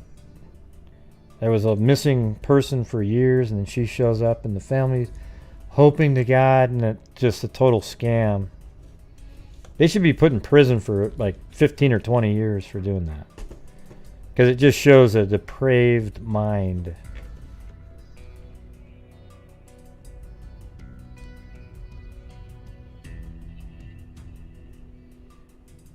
Oh yeah? What's the name of that one, Trudy? Maybe I'll check it out.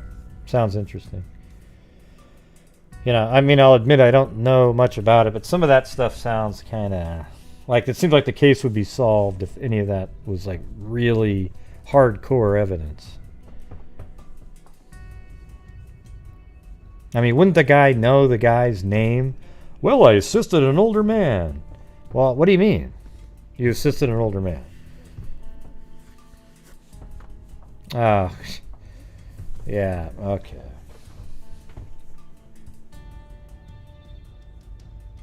Maybe that's what that was.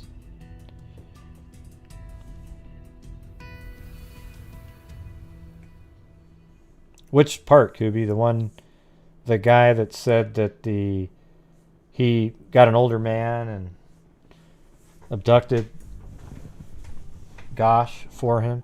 And let me ask you this. Why is the Gosch story so big and not Martin? You know, and it just showed you, because it was all about the money and access to the media and everything that his parents generated. Because Eugene Martin is the same damn story. But his story gets like 4 articles and then it fades away, and they lump them together every time. He doesn't get his own write-ups and stories. What happened, Super Soda? Just go like this, go like this, go like this.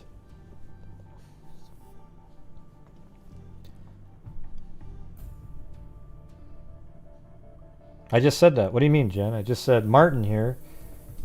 He's nowhere near covered anywhere as much. There's no documentaries. There's no... I'm just trying to figure out why he's any different. Yeah. Well, I mean, that's the thing. That's what they said. You got to keep doing it to get your kid out in the media. Hey, look at right there. The National Center for Missing and Exploited Children is doing the same with the photo of Martin.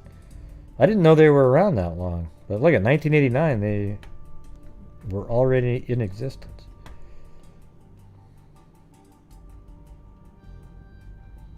Let me see this. Authorities involved in the Martin Gosch cases also are working with Indianola Police and State Division of Criminal Investigation agents probing a July 15th assault of a newspaper carrier there. So look at that. July 15th this year, there was a newspaper carrier. So they kept doing, the kids doing newspaper. But so far, they have been unable to link the incidents. A similar incident involving a paperboy occurred in the Des Moines suburb of Clive earlier this year. The attack on newspaper carriers in Iowa have prompted precautionary measures along paper routes by parents and businesses. It has also heightened public awareness and education about certain risks to children and prompted state officials to... I just think they should have banned it immediately at that point. You know? I mean, it was so much easier to drive with a car, just throw the damn things out the window, right? The missing paper boy cases also have been targets of a number of bogus leads, including $1 bills bearing Gosch's name and messages. But why not Martin again, even on the bogus dollar bill? Yeah.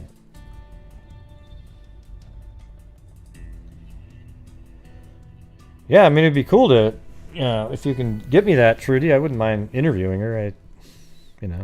I'm obviously she knows more than any other person other than a detective or the private investigator. Except I think sometimes when you're when you're so involved like that, you know almost too much stuff, and then it all gets jumbled in, and there isn't really a focus on something.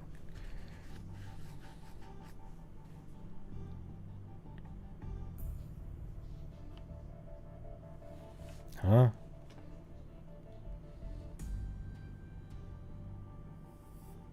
Yeah, that's what I was saying earlier. He was the milk box kid.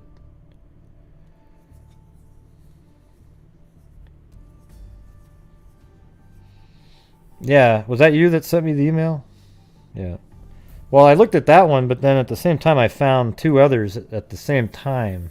So then it became more interesting, like, whoa, I think there might be a what do you call it? A pattern here. Because for those of you just showing up right now, the other night we covered two cases of people that were found in trunks of vehicles, and this Paul Answer guy kept coming up in those as maybe being the person involved. And then in one of the cases, the body was found in a trunk, which is close to him. And then right here is where Martin lived. So you got the Answer, Martin, lady found in the trunk. Then right over here is where Marc lived. So now look how close all this is right here. That's crazy. And this one, let's see who this is. That is the home of, that's another case, Patricia Ann Veach. Wow. Listen, I don't know about you, but seeing this many missing and dead people in a small area like that, I don't know. I don't have anybody in my area like that. Maybe I'm just lucky.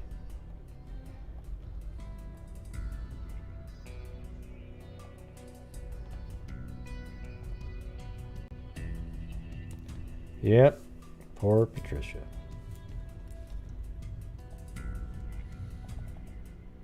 Alright, so this is just sort of a quick timeline for Gosch right here. 1982, 12-year-old Johnny Gosch, a West Des Moines newspaper carrier, disappeared about 6 a.m. Sunday as he begins his newspaper route. Dissatisfied with police effort. One thing that was similar in both of them is how poor they believe the police handled this. And you kind of sort of wonder, is the high number of unsolved cases back then, they might be onto something. Thank you, Lee D. Eugene Martin, 13, disappeared from his paper route. This is another one. In Des Moines neighborhood, about 7 miles from where Gosch disappeared, Martin was delivering the Sunday Register. Wow. So that's another thing that's kind of weird, is they were both delivering Sunday papers. And you know what makes sense on that? What makes sense to you guys about that? I'll say what I'm saying, and you can type it in, is that there's Sunday, and now nobody's going to be driving around at 6 in the morning or 5 in the morning on a Sunday, okay? There's very few people that are driving around because nobody's working on a Sunday. So now you've got everybody is sleeping, they are inside their house, and they're just waiting to get up at some point to get their newspaper, right? So it's totally... that makes all the sense in the world. Yep, less traffic. Yep, sleeping in. You got it. You got it. So that's kind of interesting. I didn't know that they were both Sunday papers. So now you know that there was a pattern chosen intentionally by, I think it's got to be the same person. I mean, 2 newspaper delivery kids, unless there's like this ring, this ring of abductors who they use the same technique.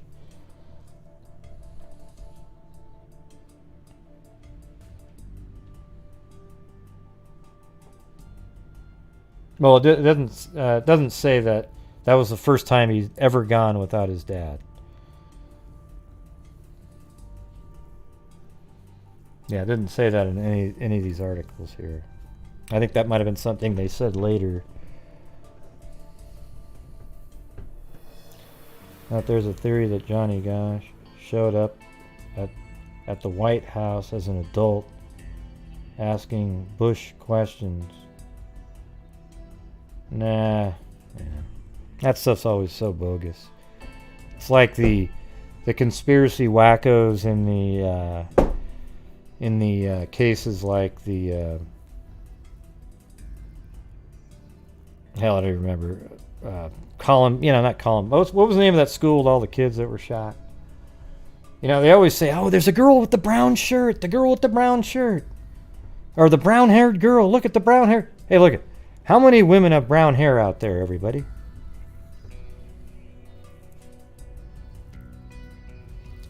Yes, there are women that have brown hair. Yep. I mean, look at that. Jen H. could have been that same person. Yeah, Sandy Hook. Yeah, Sandy Hook. I mean, that's the biggest conspiracy wacko people that think that's fake.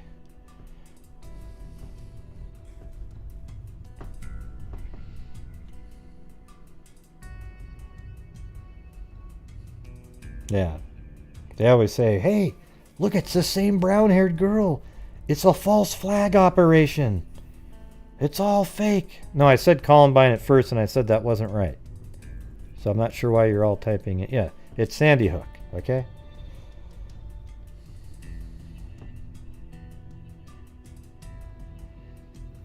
Yeah, I just don't believe that at all, Gina. Yeah. Look it. Here's the reality of it. John Gosch got up in the morning to deliver newspapers. He had already started his route. He didn't have some preconceived, "I'm out of here" notion. Somebody abducted him. So now he's not going to be at the White House on a tour at some point. Okay? That's why that doesn't make sense.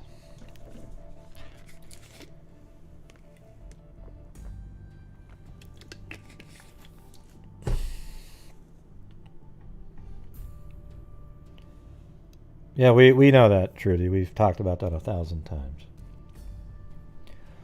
Okay. President Ronald Reagan calls the Des Moines Register to offer help and extend regrets and sympathies. This is 1984 in August. Anderson Erickson Dairy announces plans to reproduce posters of Gosch and Martin on milk cartons. 10 years after Johnny's disappearance, police and family continue to search for answers, file cabinets of information, dozens of so-called sightings.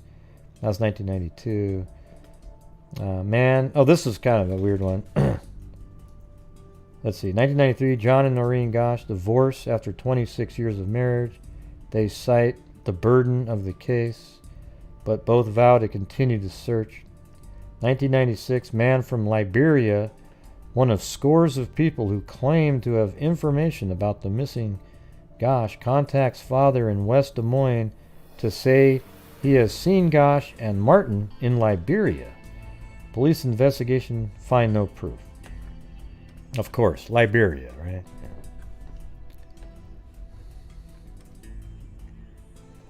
Yeah. Right. And then we got the... This one seemed like it was pretty interesting because it's the officer who investigated the case. So it says, the lead investigator in the disappearance of newspaper carrier Eugene Martin, one of Iowa's most baffling criminal cases, has retired. Des Moines police detective James Rowley, 55, is the third of 3 original investigators on the 17-year-old case to retire. Chuck Wood of the Iowa Division of Criminal Investigation and Jim Donlin of the FBI also have retired. Rowley worked on about 200 homicide cases during his career and solved more than 80% of them. The unsolved Martin case gnaws at him, even in retirement. A poster of Martin that has been in Rowley's work cubicle since the 1980s will find a new spot on his wall at home. Eugene is still missing, Rowley said. We never got one legitimate lead that ever took us anywhere. See, that's what I'm telling you guys. He is one of several detectives who solved some of Des Moines' biggest cases and who now are disappearing from police ranks. 19 Des Moines police officers are eligible for retirement and can leave at any time. 6 more become eligible for retirement before the end of the year. Another 16 will reach their retirement dates in 2002. Each of them has stories to tell, and many have solved major cases. Raleigh broke open the Drake Diner murders of Cara McGrain, 25, and Tim Burnett, 28, in 1992. Work by Raleigh and other detectives led to the conviction of Joseph White in that case. Clarence Job, 55, led the police crimes against persons section through the gang violence of the early 1990s and the drug unit through the methamphetamine explosion in recent years. He will retire in October. This is 2001, this article. Job was called to work on the so-called Bloody Sunday killings in 1978.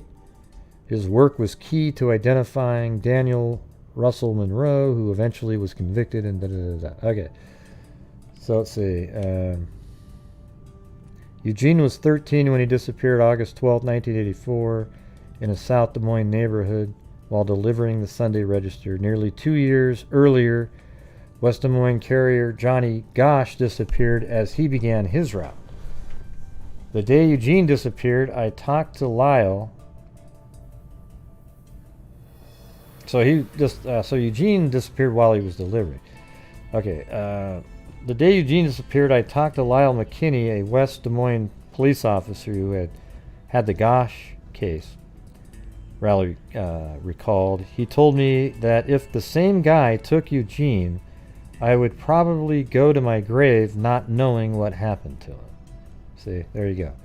Over the years, detectives searched farm wells and cisterns.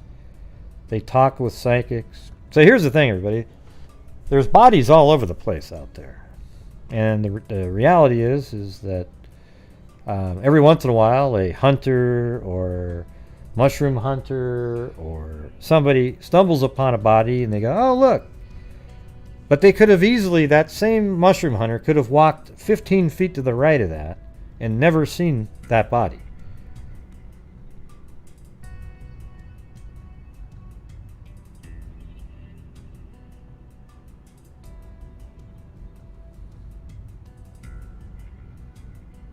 Yeah, I don't even know what that's supposed to mean, Trudy. Yeah. You're just putting in a lot of stuff that's not really, we don't even know if it's facts or anything. Just a lot of stuff over and over again.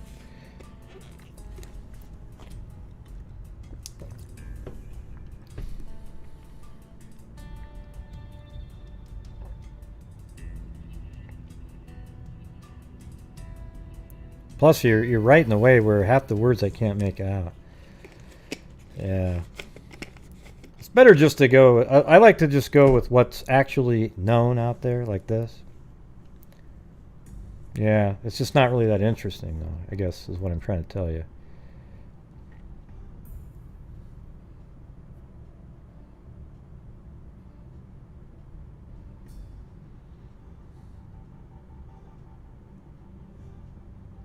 What other case? What are you talking about, Zozo? Jesus. The day Eugene disappeared, I talked to Lyle McKinney. As over the years, detectives searched in the wells. We found a kid who looked exactly like Eugene, he said, but he couldn't speak English. It was a very sad case, Raleigh said. There were a lot of other boys folding papers all over that part of town that morning. They are adults now. I haven't got to that one yet, Zozo. Jesus.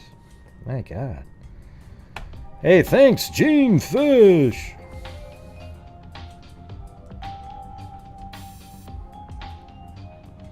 All right, so now I'm moving on to that case. God.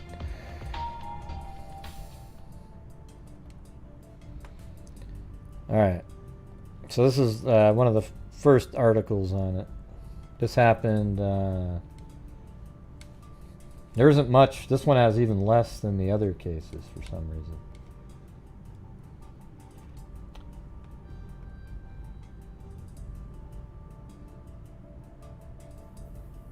Well, this seems like. Hold on one second. It's September 2nd.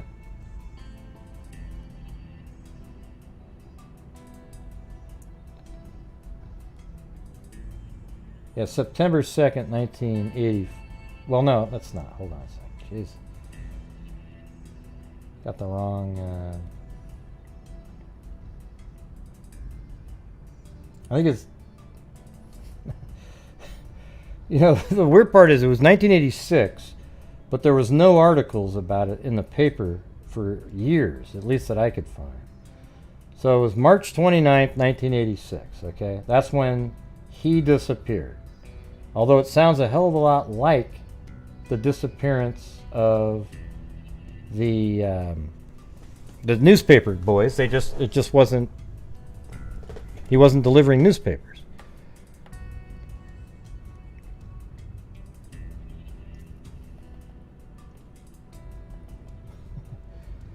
Okay, so here we go. Every few weeks, a Des Moines police detective pulls out an old file, searches for a well-worn contact list, and makes a few telephone calls. It's a routine that's been going on for nearly 3 years, and still police are no closer to finding out what happened to Mark Allen II. Nancy Allen keeps hoping she'll get a telephone call from her son at Christmas, but there was no phone call last Christmas or the Christmas before. Yeah, there's my computer yelling at me. Yeah. You hear that? I put my own voice on that computer so that when an email came in, it would say, "Hey, Gray." Nancy Allen keeps hoping she'll get a telephone call. Okay. I don't even know if he's a runaway or not, Nancy Allen said of her missing 16-year-old son. Usually a holiday time, they at least call home in a nostalgic time of year, but he's never even done that. The Allen case is one of the oldest missing person cases in Des Moines Police Department files. Last year, 796 people were reported missing to Des Moines police. And it says right here, just vanished. Runaways and missing young people have become a major problem, said Sergeant Eugene Hansen. We have them as young as 9 to 11 years old. A 10-year-old runaway or missing child isn't all that unusual today. Allen was 13 years old when he went to visit a friend March 29, 1986. No one has seen him or heard from him since, said Nancy Allen, 39, of 1008 Southwest Emma Avenue. So I think, let me see.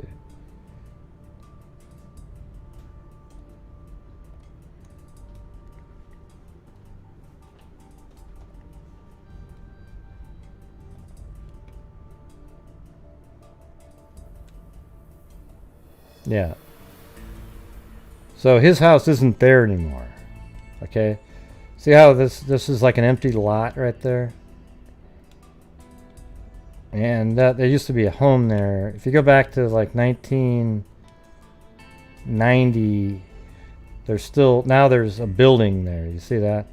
A small little house right there on a, like you'd probably share this driveway, and then there it was. But it's not there now, see?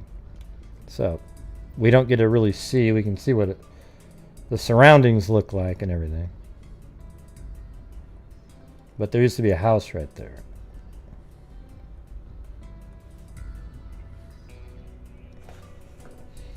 Allen was 13 years old, another 13-year-old, when he went to visit a friend March 29, 1986. No one has seen him or heard from him since, said Nancy Allen. Hansen said 4 detectives have been assigned to the case since the spring of 1986, and every few weeks someone checks with the contacts to see if there's anything new.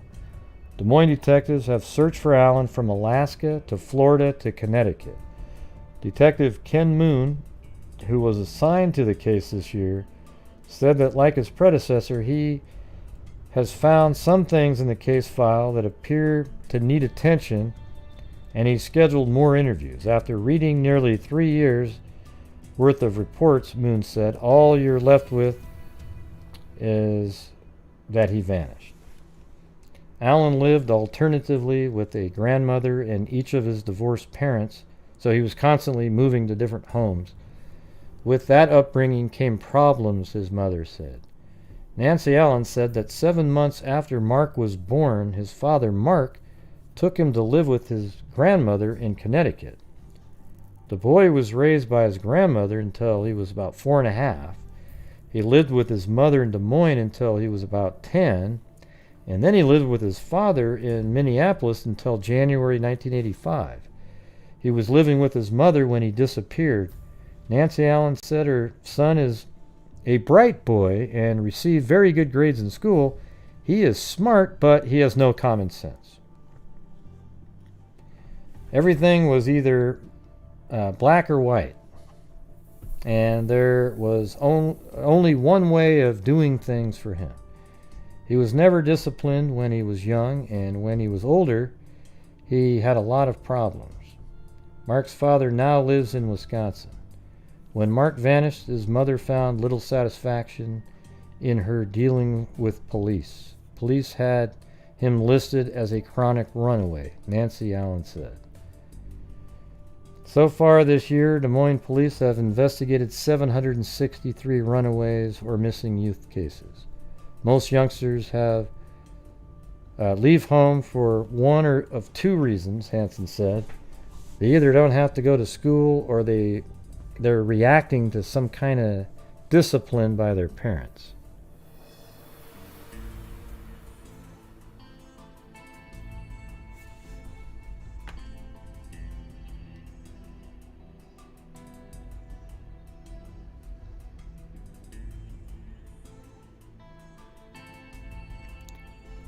Yeah, they're look at psychics are full of shit. Okay, so don't try to come in and give some psychics credibility.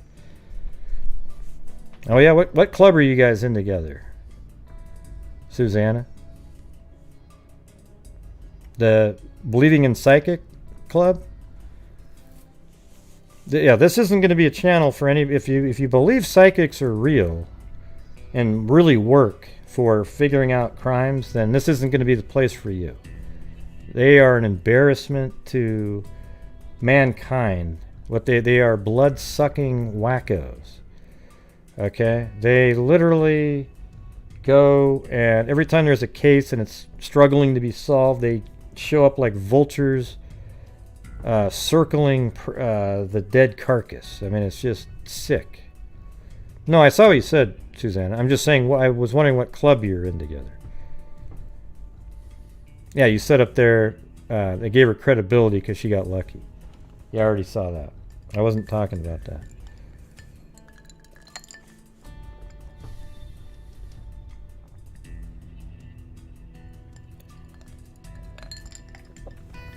Yeah. Well, it doesn't sound like he ran away to me, because it sounds like he was heading over to go do something. Recently, a woman who lives in the southeast part of Des Moines called authorities to say she had been caring for two runaways, one from Jasper County and the other from Burlington. The boys were taken to a temporary shelter in Des Moines, and representatives from the Burlington group home were dispatched to Des Moines to pick up the Burlington boy. He was gone before they even got to Des Moines. On one occasion, the detective said, "We have a boy reported missing and found 6 times in 7 days. By the time the paperwork was done and filed, he was back home again." Okay, so because of those, you kind of lump them all together and say screw it. All right, that was 1988, and there was one time a skeleton was found. They thought maybe it was his, but law officers are investigating the possibility that skeletal remains found. I had this little tiny fly buzzing around in front of my face. And no, I wasn't laughing at skeletal remains. Gosh, Gray, why would you laugh at skeletal remains? That's so mean. Well, I wasn't, you idiot. Oh, okay. Sorry. Martin of Des Moines was 13 when he disappeared while delivering... Oh, man, I made myself laugh. Sorry. Okay. Ah, shit. Martin of Des Moines was 13 when he disappeared while delivering the Des Moines Sun. So now they're bringing up these other kids, you know. And they brought up Gosch. Dennis Anderson, Assistant Chief Deputy with the Polk County Sheriff Department, said deer hunters stumbled across the bones at about 7:30 a.m. There you go, deer hunters, in woods southeast of Runnels. One of the hunters looked down, saw the body, and it scared him. Authorities are investigating the possibility the remains could be those of Marc Allen II of Des Moines, who was 13 years old when he went to visit a friend on March 29th. I think it turns out it was like a woman's skeleton. Yeah, it says unidentified woman died of blow to the head. What if they ever solved that one?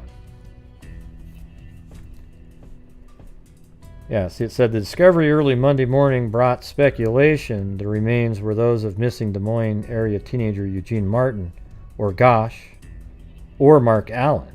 See, all three of the ones we talked about. See, the remains were taken to Bennett in Sioux City Monday night, and Bennett reported shortly thereafter that the victim was about 25 to 30. He said he believed the woman had been dead no more than 2 or 3 months.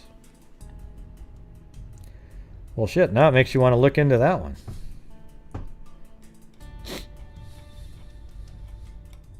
I wonder if that's one of the... Here, maybe I'll keep that on the side and go check that one out really quick.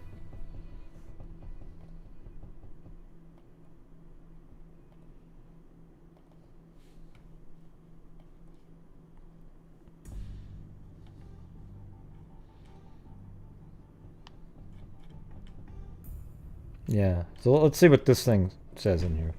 Based on previous media reports, Allen initially was thought to be the third Iowa paperboy to vanish without a trace, but it turns out he wasn't delivering papers, so they had to retract that. 3 decades later, however, all 3 boys' cases remain unsolved. Mark's mother, Nancy Allen, admitted to her son had been a handful, that teen had been shifted back and forth. See, it's weird because they read the same articles that we went over. The night before Easter 1986, the teen left his Southwest Emma Avenue home to hang out with friends and perhaps take in a movie just as his siblings prepared for a pizza dinner. He walked out... Man, how could you ever skip a pizza dinner, though, man? Jeez. He walked out the door, and the kids were getting ready to have pizza, and I'll never forget it as long as I live, Allen told Brilbeck. The last thing he said to me as he walked out the door was, "Save me some pizza, Mom. I'll be hungry when I get home." See, there you go. He wasn't missing out on pizza. And he literally was going to be home. See, those kind of things like that are what make you think that he didn't run away. He's like, shit, I can get home and get some pizza. Nancy watched her son walk down the sidewalk, past the bushes, and then he was gone. He waved when he got to the bushes, and I waved at him, and that, and I never saw him again. And that was that. Man, I never see that written in a statement, a sentence. And that was that. I thought there was like an error here. I waved at him, and that was that. And the next morning, when Nancy realized Mark hadn't come home the night before, she knew immediately something wasn't right, but hoped again, against hope, he'd prove her wrong. It was Easter Sunday, so I thought maybe he went to Grandma's, knowing Grandma would have an Easter basket there for each of the kids. So I asked my mom, but he wasn't there, she said. I had phone numbers for his friends, called all of them. I'd like to know if he ever made it to that friend's house. No one had seen him. Allen said he called police, but they told her they couldn't do anything for 48 hours. Police checked in Minnesota, where Marc's father lived, and in Connecticut, where the grandmother lived. Alan told Brilbeck she didn't know whether her son's disappearance was linked to the disappearance of Gosch or Martin, but said police seemed reluctant to help her because of the other missing teens. I think they very easily could be related. You know? Same age range, same neighborhood, everything. I just feel like at this time they were just afraid of what would happen with the Eugene Martin and Gosch thing. I don't know what that has to do with anything, what you're saying. This is an age progression. Man, that's...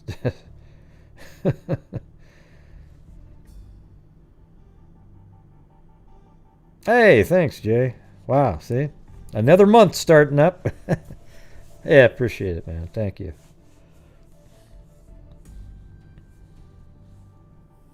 Yeah, I mean, 13-year-old kid again. Oh, shit. I turned my head for a second.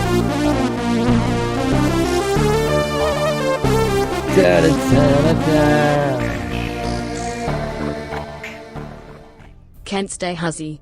Keep doing it, bro. We appreciate you. #FreakFam. That's right, man. Boom! Listen, aren't you guys really proud that we've donated $20,000? I mean, when I sit around, I can't even believe it. That's a crazy, it's ridiculous.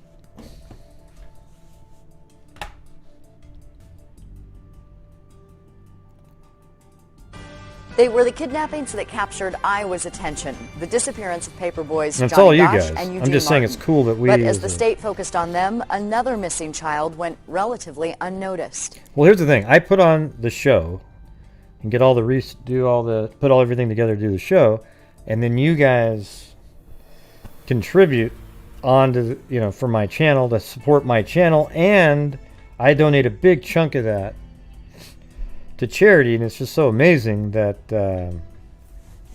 us as a unit have been able to donate that much money. I mean, that's just a number it's pretty weird. Like an entire brand new automobile, it's like I mean, I guess that just shows you how much cars cost, but yeah. Well, thanks, Juju Positive. I know, it's crazy. It's wild. Hey, you can just be part of it by being here. But here's the thing, what you could do, Gina, is you could be a channel member. You join it, it's I think it's $1.99 a month, and I take that too. It's not all...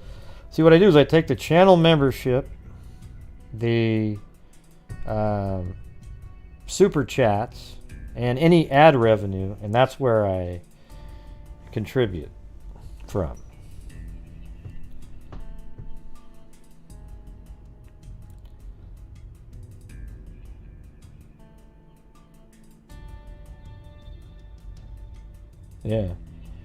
Yeah, I mean, I'm not always solved. I think we figure out what we do on this channel a lot of times is we kind of figure out what happened before they reveal what happened, right? And then I think we're like 70% accurate, which is pretty good. Maybe 80. We've had a couple of those really crazy ones, but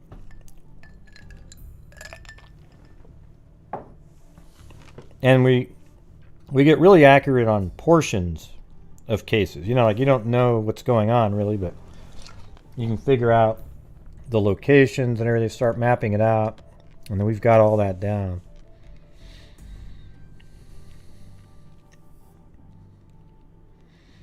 Yeah, I just think it's awesome. Wouldn't it be amazing, like in 5 years, to be able to say, yeah, we've donated $100,000 to charity. How crazy is that, huh?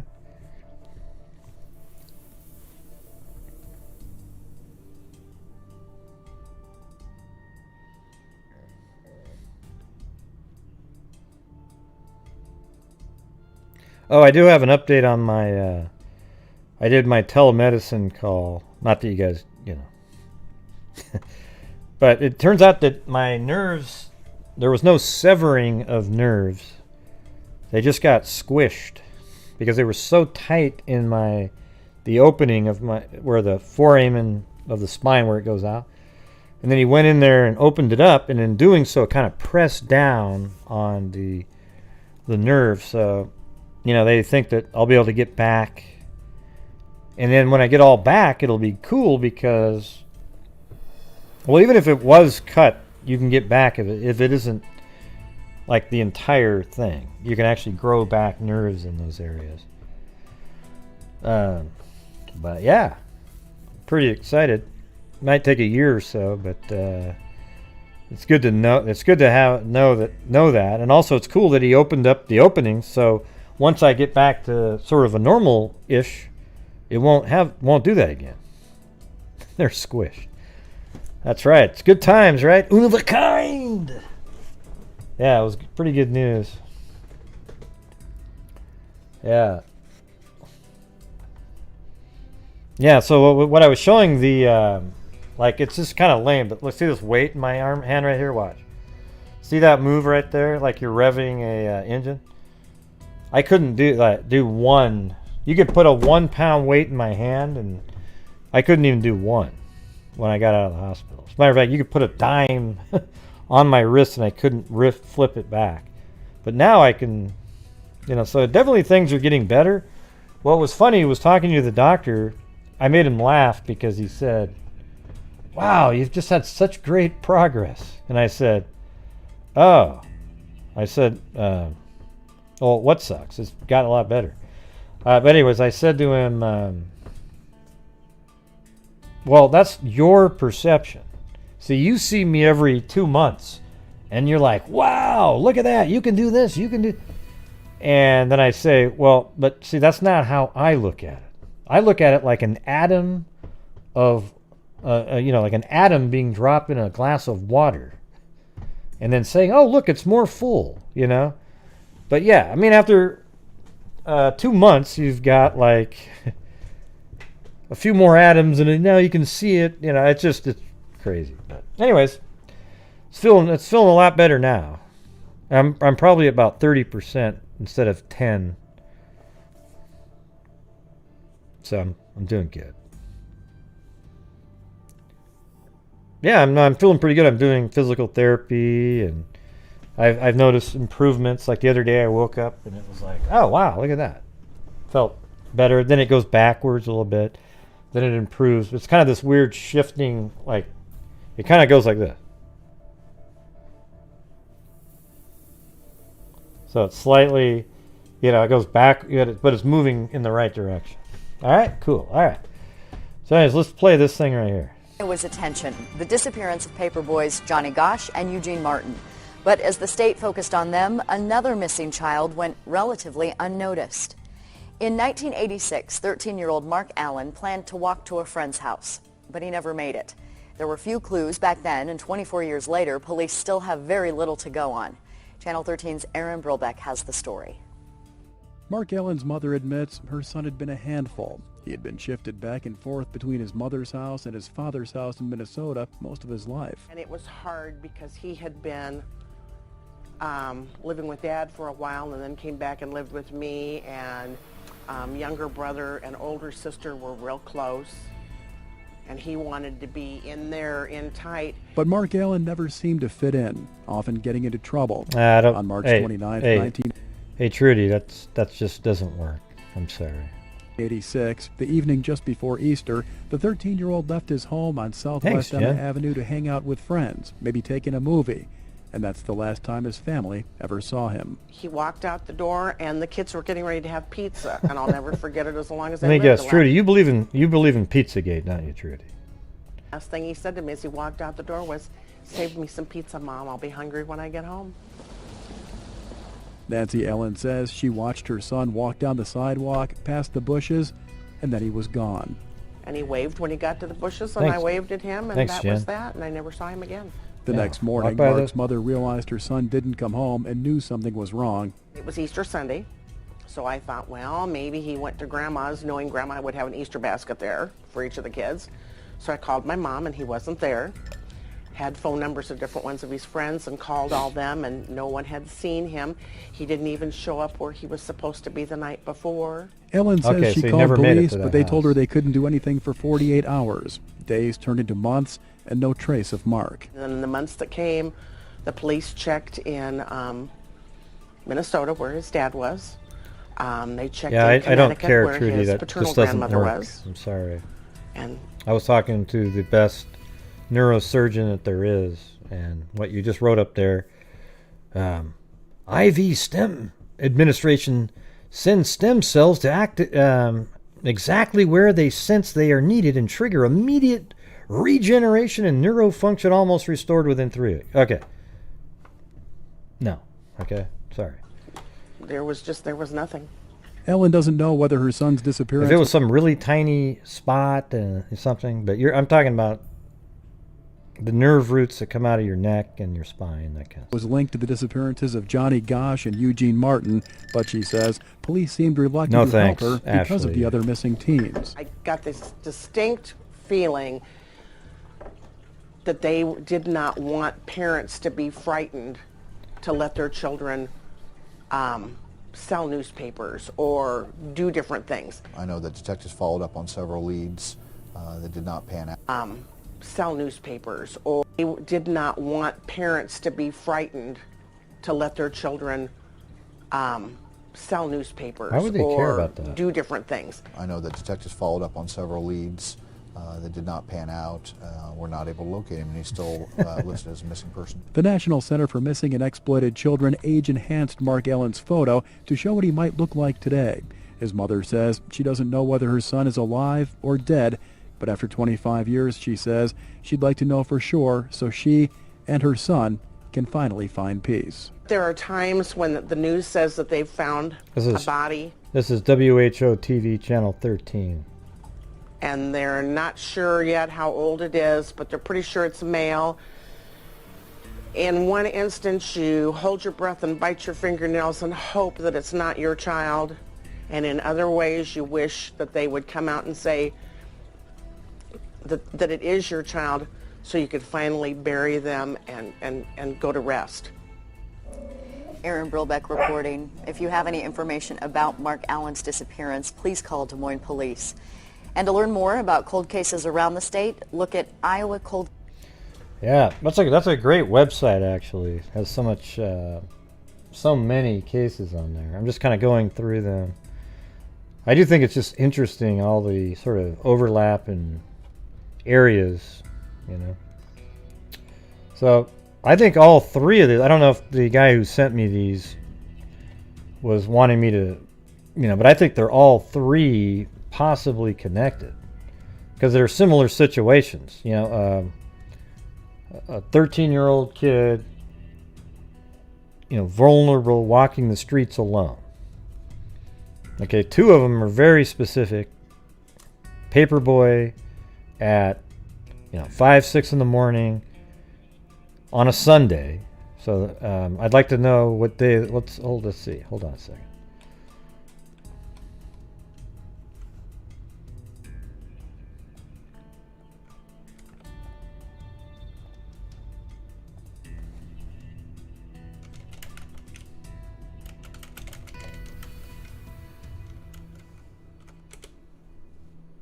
Now that's a Saturday, interestingly.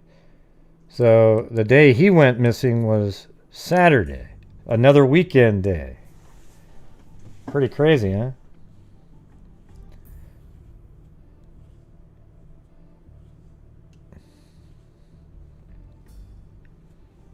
That's okay, Trudy.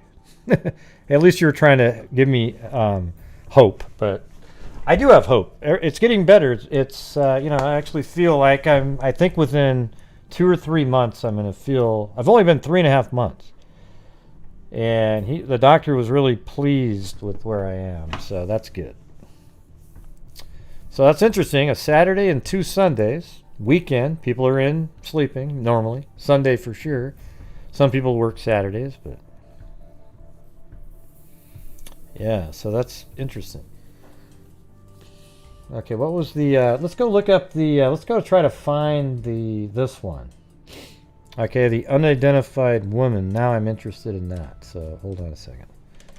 Newspapers.com. This happened, let's see.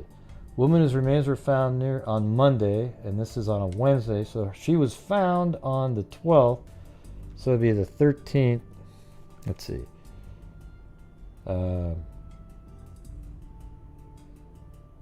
Let me just try unidentified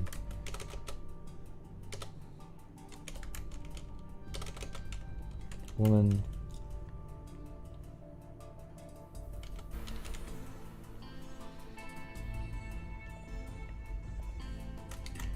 Iowa.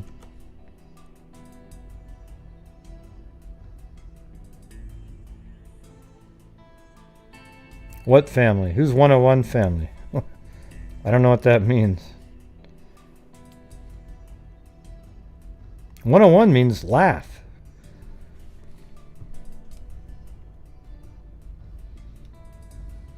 And this is 1990.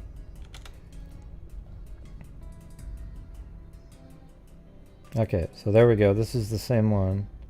Alright, that's the 17th. This is later. Suspect in series of Missouri slang was an Iowa parolee.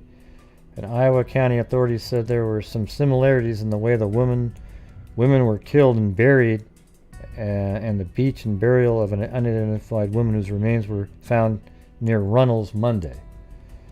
Oh, well, yeah, this could be the answer to that one. Let's see. A man suspected in a series, so he's a serial killer. Oh, hold on, let's see. Let's look up Marvin Lee Irvin.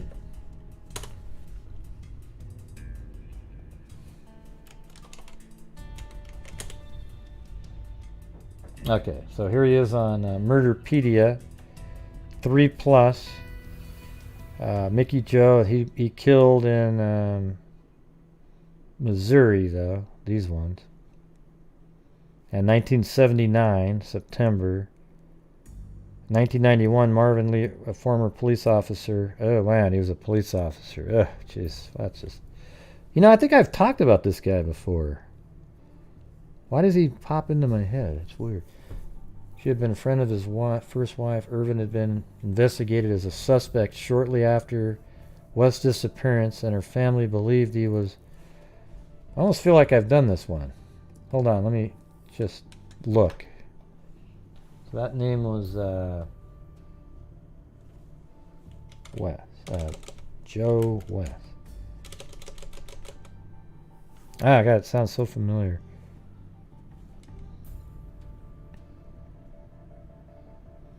Yeah, it's just crazy out there.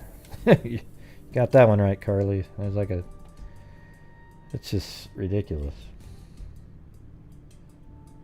So let me go back to that...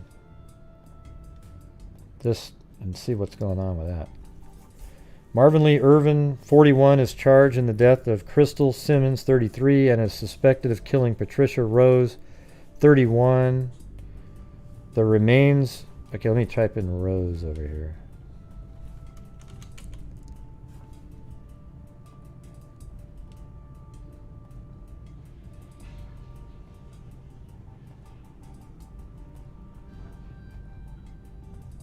God, how many roses do I have in here? Jesus. Got like 100 of them. Okay, do not name yourself Rose.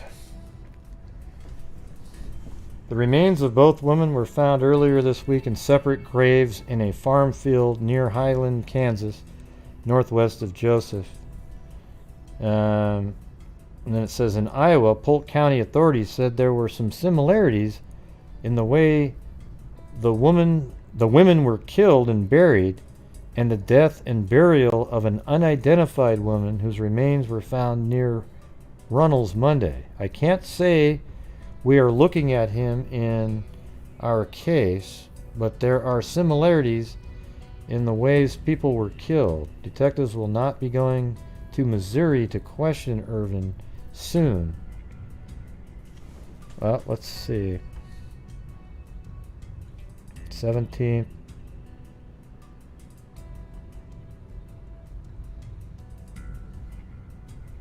Well, you know, it's weird because up here on that Murderpedia, it had him killing 3 people. So it says 3, right there at 3 plus people. Mickey Jo West, a 19-year-old nurse aide, disappeared from St. Joseph, Missouri State Hospital, where she worked on September 11th, 1979. She never made it to her normal bus stop. In 1991, Marvin Lee Irvin, a former police officer, confessed to West's murder. She had been a friend of his first wife. He stated that he had stabbed and shot her to death. According to Charlie Project, Mickey Jo West is still missing. Marvin Lee Irvin was charged with the murder of 2 other women after he led the police to their bodies in a Kansas cornfield. However, after searching the same field, Jo West's body was never found. They did convict Irvin on 2 counts of murder, and he's serving life. Huh. Well, there you go. Serial killers everywhere.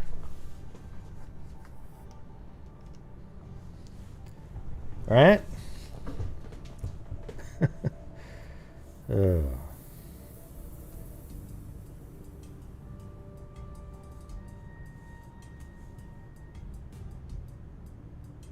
How come that doesn't play?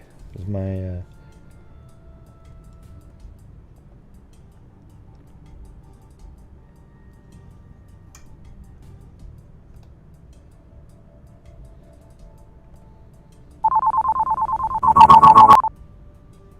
There we go.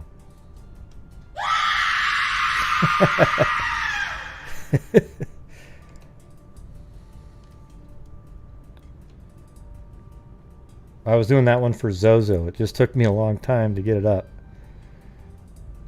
Oh man, that was like a double entendre there.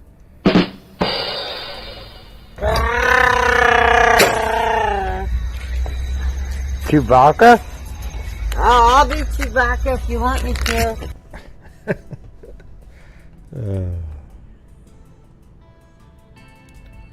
One of a kind.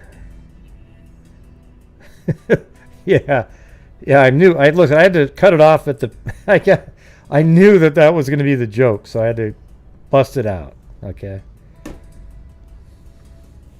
I knew it was going to come. Yeah, exactly. Yeah. So at least I realized it on my own. I basically, you know, a softball. I just set it up for you guys to spike it in. You know, just.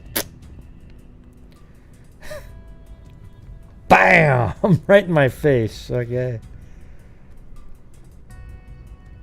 Yeah. Yep, it's a nightmare.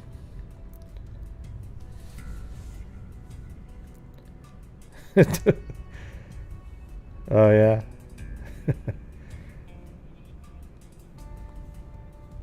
That's right. Whiskey, right? Now tequila, on the other hand. Oh man.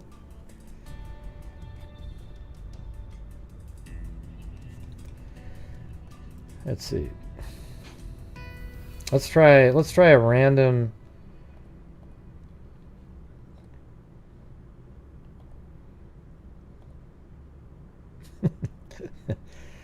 All right, here we go.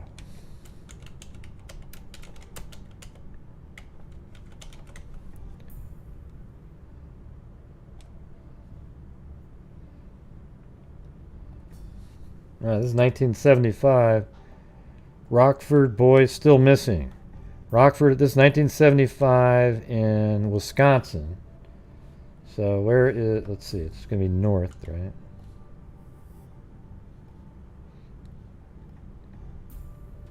Yeah, Wisconsin's right over here, isn't it? My brain's not, yeah. So this is Iowa and Wisconsin. Let's see where Rockford is. Rockford, Wisconsin. God, I was actually kind of... Look at that. Look at all the crap.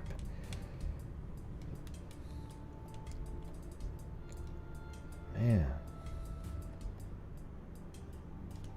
Look at all these other cases that we had over here.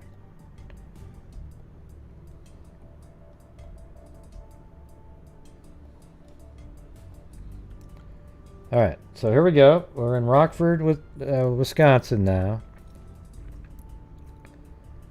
Rockford authorities are checking theories that a witchcraft cult was involved in the apparent kidnapping of a 15-year-old Rockford newspaper boy. The theory is one of many being, man, witchcraft.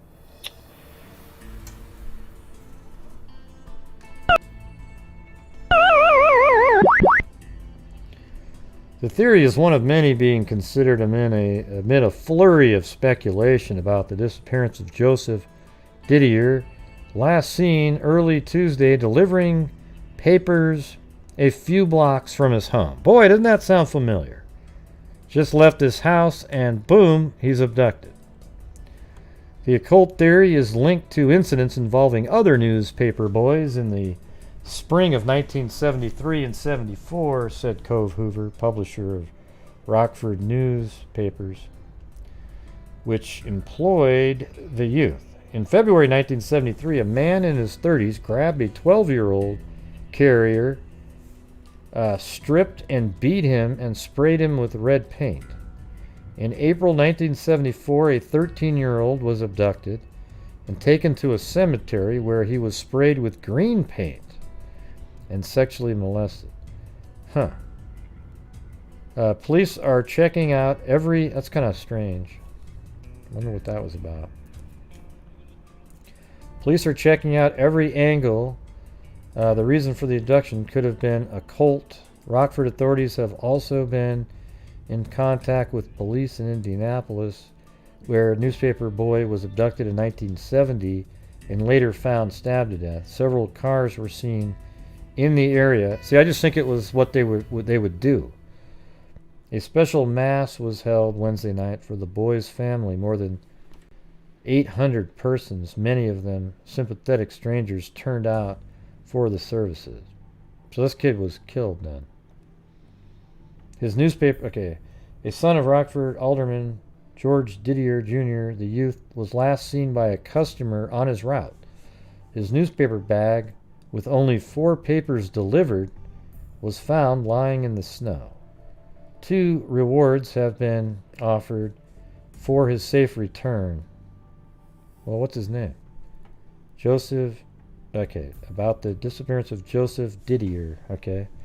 Didier, all right.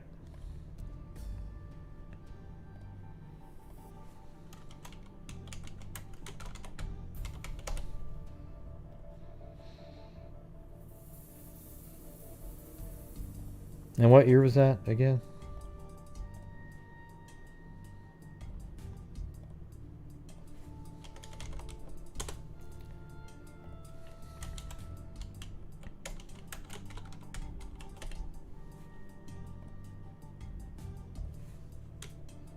I thought it was 1976 or something.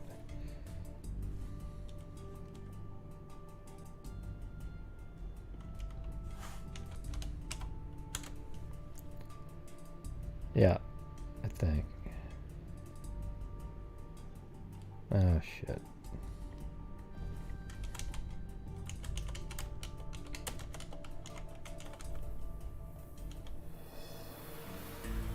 Yeah, it was April 1976.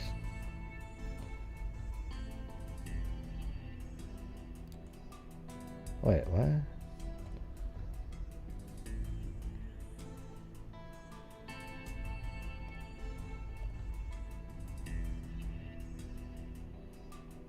Oh, 75? Okay, there it is. Search extended. Which cult in boy's abduction? So it's Joseph Didier, 1975.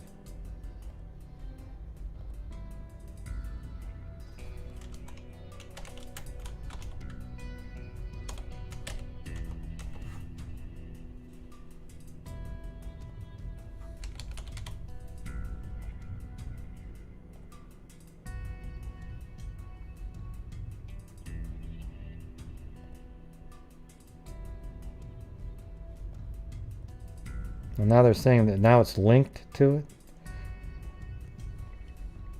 The witchcraft? No, come on. Man, look at that. They even have a story on it in Hawaii, for God's sakes. Are you kidding me?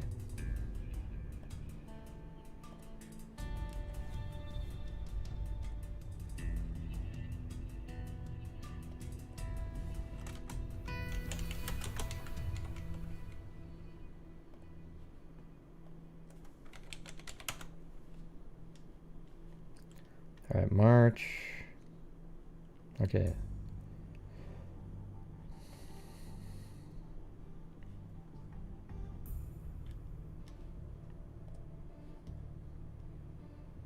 March 6th.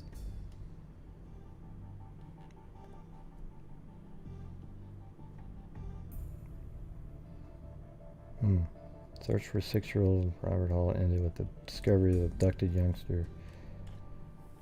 But that's not what I was looking up. It must have changed it. Oh, God, I hate that when it does that.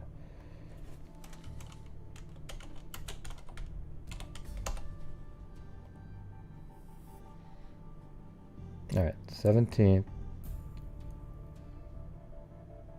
April. Newspaper boy strangled, says coroner. A coroner jury has ruled that Joseph Didier, the son of Rockford alderman, was strangled after he was abducted while delivering newspapers March 4th. A 6-member county jury made the ruling. They had a jury that did that? Specht said the autopsy had determined that Didier, 15, was killed March 4th, the same day he disappeared in Rockford. The boy's nude body was found March 15th in a Boy Scout camp near Galena. Well, that's kind of strange, right? So he was abducted delivering newspaper and then taken to a Boy Scout camp. You know what it almost seemed like? One of the, like a sick fantasy that the killer was filling. You know, he always wanted to, you know, like the Boy Scout deal where you get the pedophiles after them. So he abducts one of them, then takes him to a Boy Scout camp to fulfill that crazy fantasy of, you know, because you always hear about the Boy Scouts and molestation. That's why there's been all the lawsuits, you know. There were rope burns on the boy's neck and arms. Wow. Disappeared. So he said that there were rope burns on the boy's neck and arms and bruises on various parts of the body. Meanwhile, Circuit Judge James B. Vincent. Let's see. Okay, so let's see. Murder of. It was, yeah, Joseph, right. Murder of Joseph Didier. Man who killed Rockford newspaper boy Joey Diddler died. Oh, there we go. Man who killed Rockford newspaper boy Joey Didier dies in prison. The man who abducted and killed a teenage newspaper carrier from Rockford has died in prison. Robert Henry Lauer, 78, died Saturday from medical complications, according to Montgomery County Coroner. Joey Didier, 15, was delivering newspapers in Rockford when Lauer abducted him the morning of March 4th, 1975. It is one of the city's most infamous killings, striking fear and terror in parents across the region. It was devastating to the community, said former Winnebago County State Attorney Paul Logue. I'm going to look this sucker up now.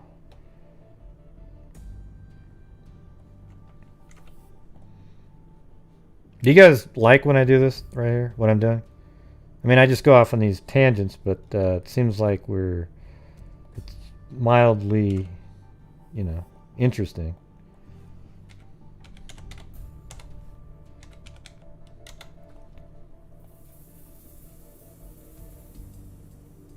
All right, so this is actually just 5 days later, it looks like.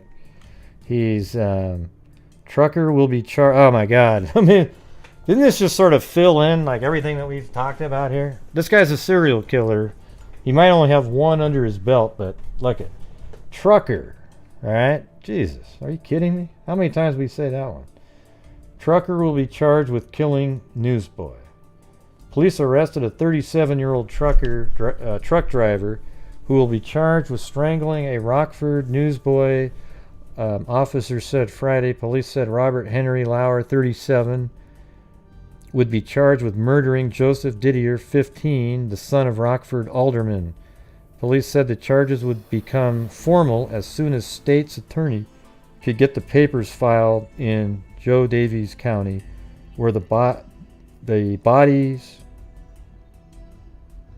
I think they meant to put boys. It says the body's body was found after 12-day search. And just so you know, I'm not making that shit up. It says the body's body was found after a 12-day search. Didier was the third Rockford newsboy in the last 2 years who was abducted while delivering his paper route. Jesus. See, I think that was just kind of a thing, right? Oh, good. I'm glad you guys like it. The first two newsboys were released within hours of their abduction. I wonder if they can identify and say, yes, that's him. The two, a 12-year-old, 1973, and a 14-year-old, 1974, were sprayed with paint. The first was stripped and beaten, and the second was sexually molested, tied up, and left lying for 3 hours at a cemetery. Rockford Police Lieutenant Doug Hall said he could not comment on whether Lower would be charged with the other two abductions. Authorities said Lauer was arrested Friday as he left his job a few miles from a remote Boy Scout camp where Didier's nude, frozen body was found March 15th. The camp is about 50 miles northwest of Rockford, near the Wisconsin border. Rockford Police Chief Delbert Peterson said Lauer, probably meant to say, what does it mean?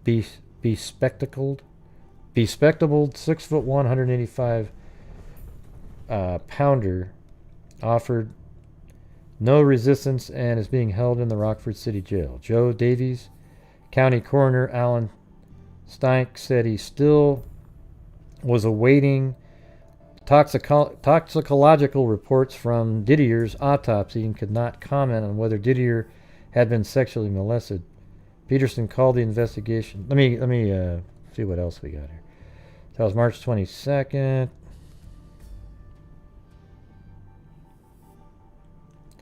It was a truck driver for Rockford firm and charged with murdering, aggravated kidnapping. All right. So that was 24th. And then... Alright, so let's see. He doesn't show up. Wow, he didn't show up for all those years. He must have just settled or something.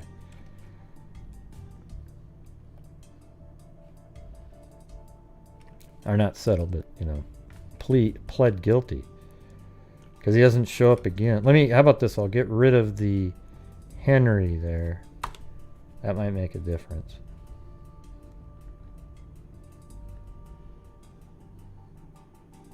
Okay, now we've got... Yeah, now he shows up here. So, grand jury, Lee County Circuit Judge Martin Hill Monday ordered Robert Lauer, 36, bound over to a grand jury for possible indictment in the slaying of the 15-year-old son of Rockford alderman. Hill ordered Lauer, a Rockford truck driver, held to a Joe Davies County grand jury. Okay. So he must have gone to trial at some point. How about this one? July here. Boy 14 killed after fall from truck. Wait, what is this? Wait, what the hell is it? What year? Wait, okay. The dead boy was Rodney Lauer, 14, the son of Mr. and Mrs. Robert Lauer. I hope that's not the same guy. How weird would that be? That's an Indiana family, though. Okay, he's 30 now. How crazy would that be if that was his own kid? But I don't think so.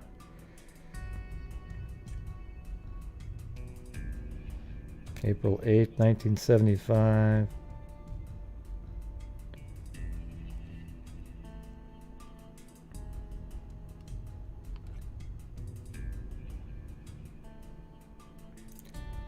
Okay, the body of Didier was found March 15th in a remote Boy Scout camp cabin.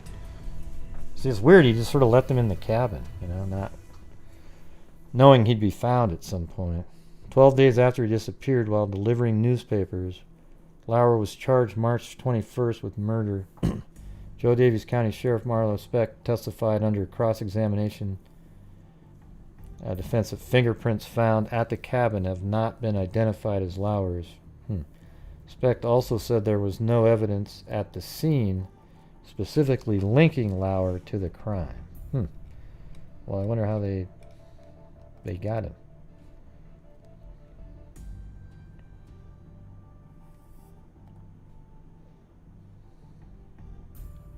Verdict: guilty in boy's murder. A Rockford truck driver was found guilty Wednesday of kidnapping and murdering. So I want to see just any of the trials. So it would have been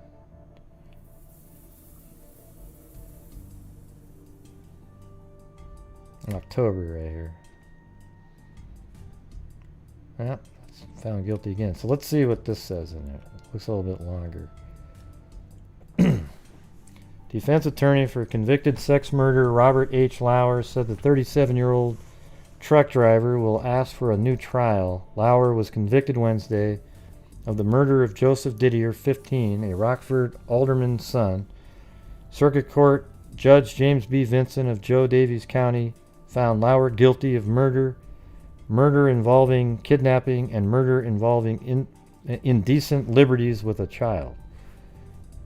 The dead boy's father, florist George Didier, said the family... What do they keep calling this other guy? Hold on.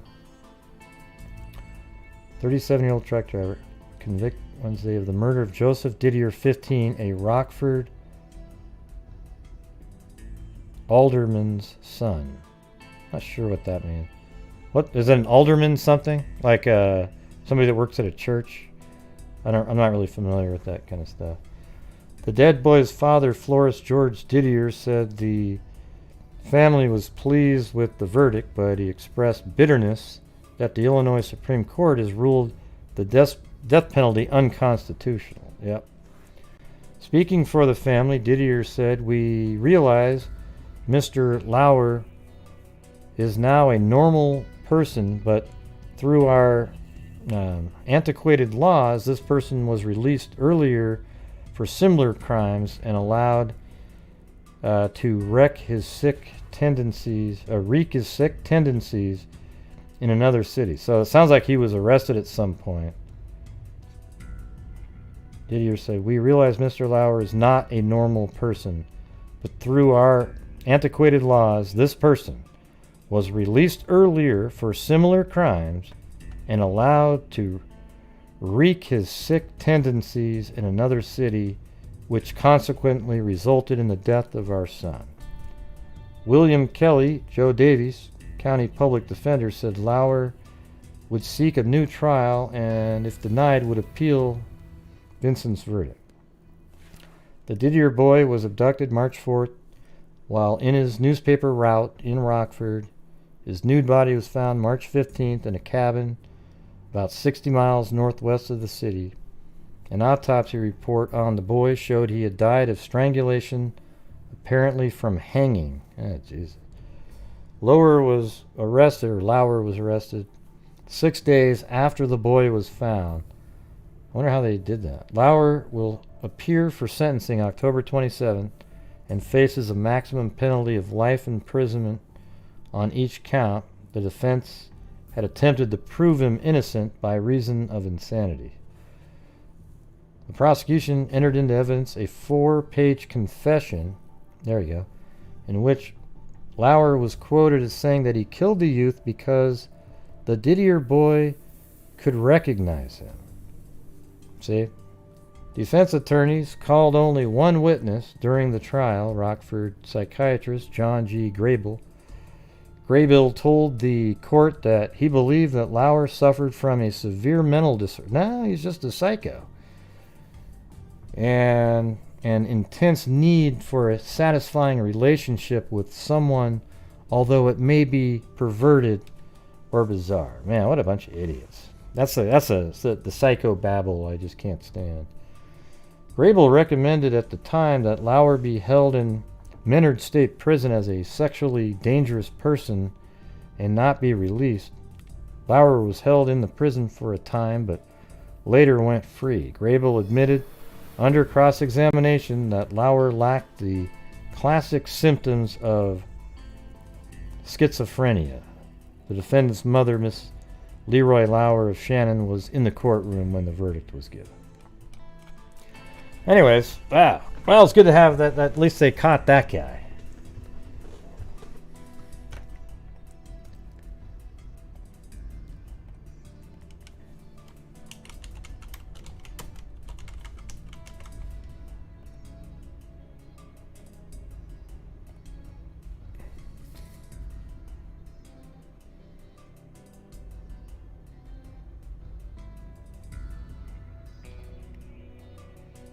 Hell, they even did it in London.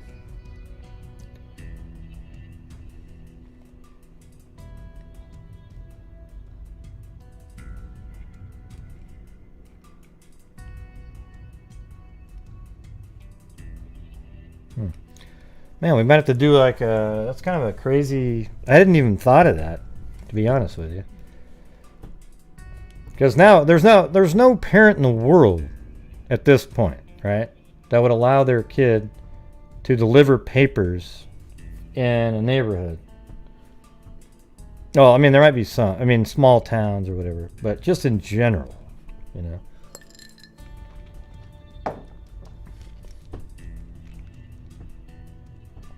So, anyways, you guys, I think that's it for me. I think I got on here at 7.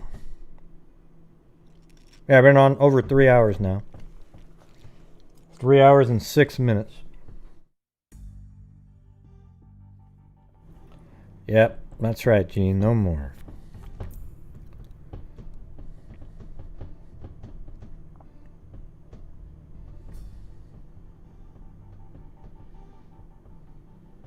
Yeah, we went over all that. Yeah, I'm not sure why the Gosch... See, this is one of the Gosch case is one that... It's sort of... I mean, I feel the same about him as the other two. I just think it sucks that so many people focus in on him. Like, his case was so much more interesting or important than the other two that we just talked about. Okay, and it's all because the media made it that way. And that's something that we've seen on this channel, the disparity and inequity and that kind of stuff. So, it's just nice one there, Kubi. Nice one. Yeah. So what sucks is everybody comes in, oh my God, the Gosch case, it really affected me. Oh my God, it really this and that. Everybody's saying that, but not one person came in here tonight and mentioned the other cases, right? And nobody said, wow, you know, the Eugene Martin case really got me. You know, or the Mark Allen case, man, that one really kept me up at night. Okay, let me find that a little just disturbing, whatever the term. Both of them. Good night, Maureen Co. No, I'm just saying in general, pumpkin ore. You know, it's just every single person that's come in has said the same thing, even when we're on the next case, you know. And I think they all deserve the same amount of outrage. I think it's very possible that all three of them were killed by the same person. For sure, the first two, Martin and Gosch. But it's also very possible Mark Allen, because he lives so close to him. He was right there. He lived right next to Martin. Right there.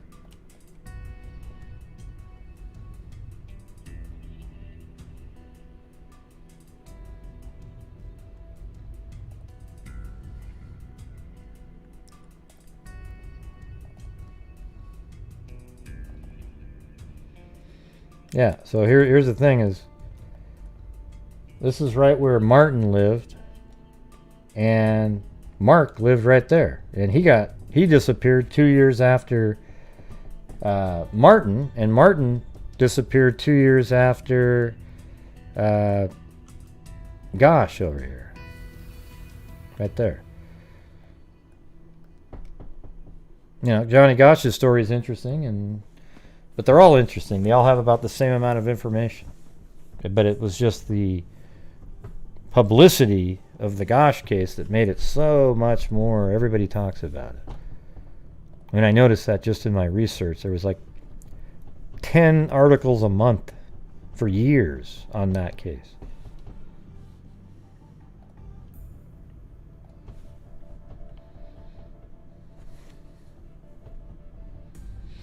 Yeah, we covered a case with I think she was Asian, or I can't remember exactly.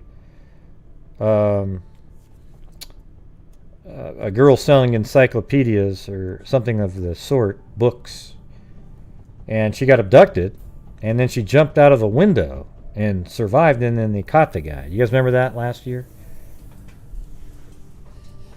No, Marc, he was just going over to a friend's house on a Saturday, not a Sunday like the other two. Walking alone, though, so it's absolutely the same. It doesn't have to be a newspaper, it's just an opportunity.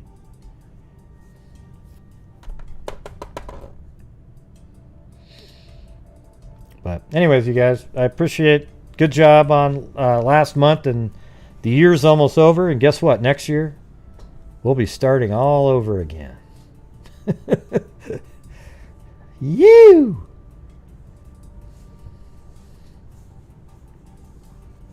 That's what I'm talking about.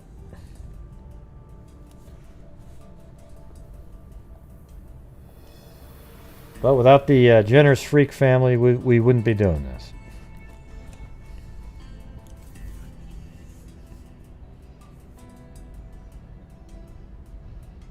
Well, I think the mother, the mother in the Gosch case did everything that she could to get it out there as much as possible. So, I mean, you can't fault her.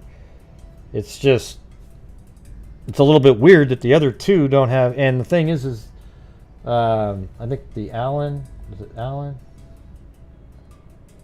I keep forgetting. Gosh, it's so easy to remember, Gosh, it's so easy to remember. Yeah, Martin and Gosch are very similar, and they started adding him to it.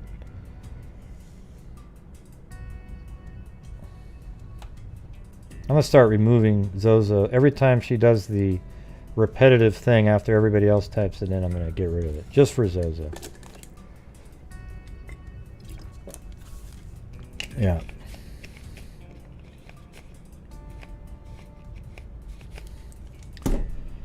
Yeah, yeah, it's just, look at Zozo, Chloe, and Mary Lou are all the same thing, okay?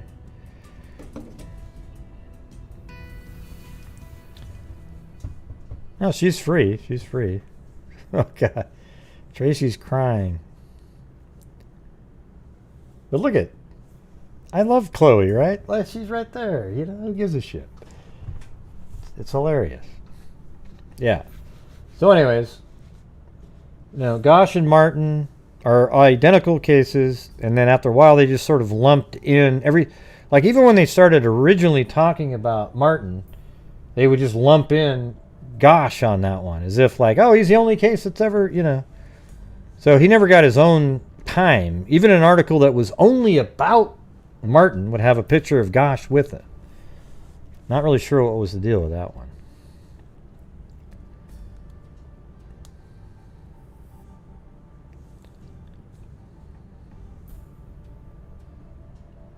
Oh, I don't know.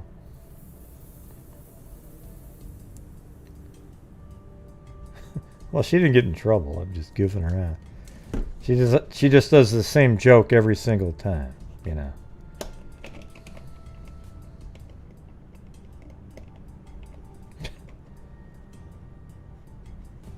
What? Bush and Beach Live? Or you asked if she was okay? What the hell?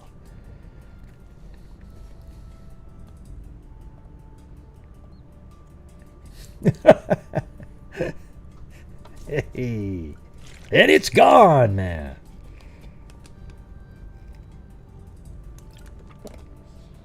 Zach Barnes.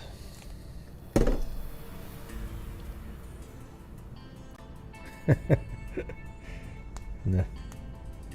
Okay, you can do. Now I gotta do 2 of them? Forget it, man. Gray, you're so mean.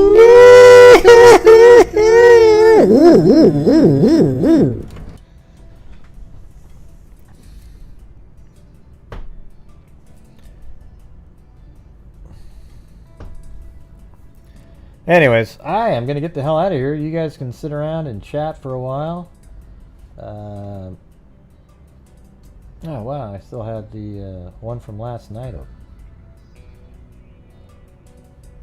Second. That was weird.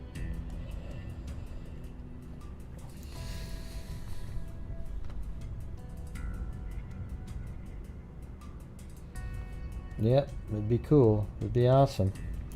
But if you guys had fun over here and you're sort of new here, make sure that you come back and, you know, we actually try to figure out what's going on, not using wild speculation. Okay, Trudy? Yeah, we just talk about the facts in a case and then try to actually figure things out. Right? We don't do the crazy, wacky stuff.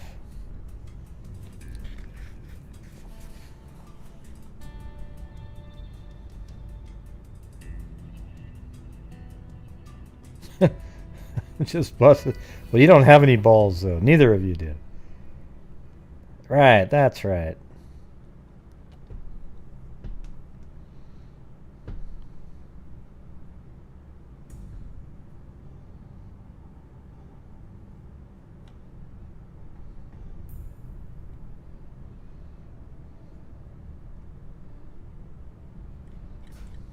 Yeah.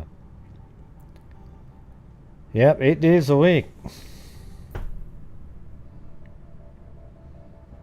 Yeah, isn't that amazing? I think that guy was 100% accurate on that. And that actually came out a little bit in the news for a while. And those guys should have got all the credit for that. I don't even know if they'd want it. But I think it was 100% right on the money. Made absolute sense, you know. At the lab, studying the coronavirus, and then all of a sudden, the one lady, boom, disappeared, made no appearances, even just to squash the rumors. She's not alive. She's gone.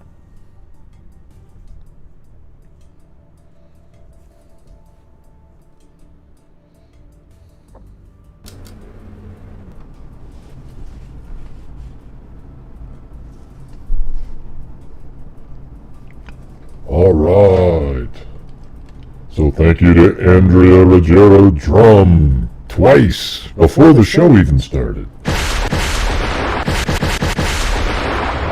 Kubi, Kit Kat, Mary Wood, Rebecca Green, Jessica Schubach, Juju Positive with the cat eye donation, Lee T, Gene Fish, and Jay Case with the cat eye donation. Man Sullivan.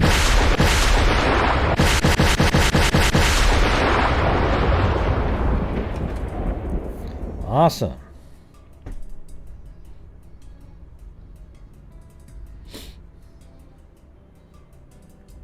Who, me? I'm ignoring you guys? You're not talking to me at all. You're not saying anything. Not sure what you're talking about.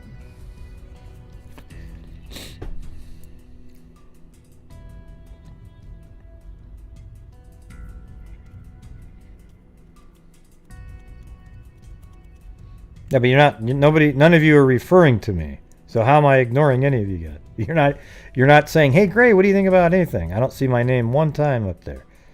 The only time I see my name is Rebecca saying, "Gray is talking about golf balls." Yeah, that's it. Or are you talking about the Chloe emoji? Oh. Oh, maybe. I don't know. We'll figure it out. The problem is I've lost a lot of members during this COVID thing.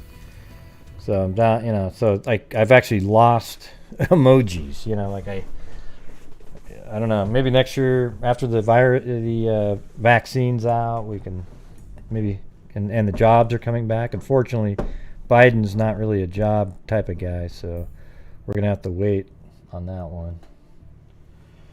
He'll look like he was doing well because the economy will just sort of recover on its own once the virus. It'll recover, but it won't take off like a meteor like it would have. All these little pie in the sky things like, oh yes, we're gonna have green jobs and they estimate it'll create 12 million. It's such bullshit, everybody. It just never happens. Okay. The green energy sector for jobs it doesn't work, okay? There's always a few people that make some money. Remember the whole solar plant thing? Never happened. It actually cost like $100 million, went right down the tubes. Nothing.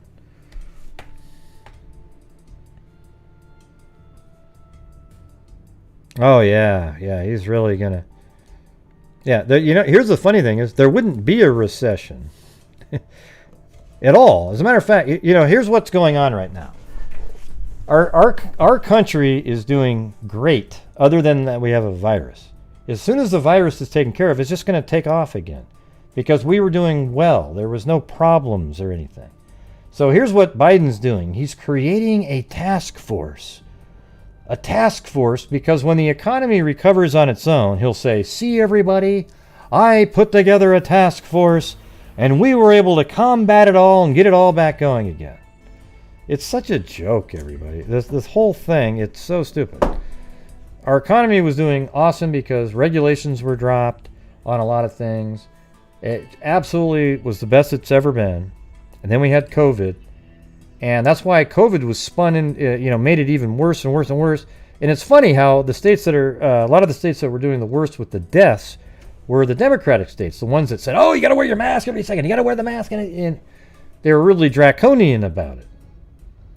It's crazy, right? But it sort of made everything worse. I mean, look at New York, for God's sakes. And now we're going into a second lockdown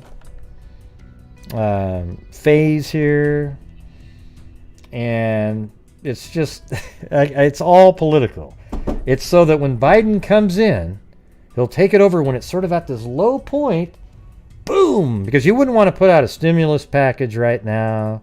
You wouldn't want to put out anything right now that's going to help anything, because you want to be at the lowest point possible so that when you come in, you can take off like a rocket ship. And it'll look like it was all you, man. So, anyways, excellent. Good stuff.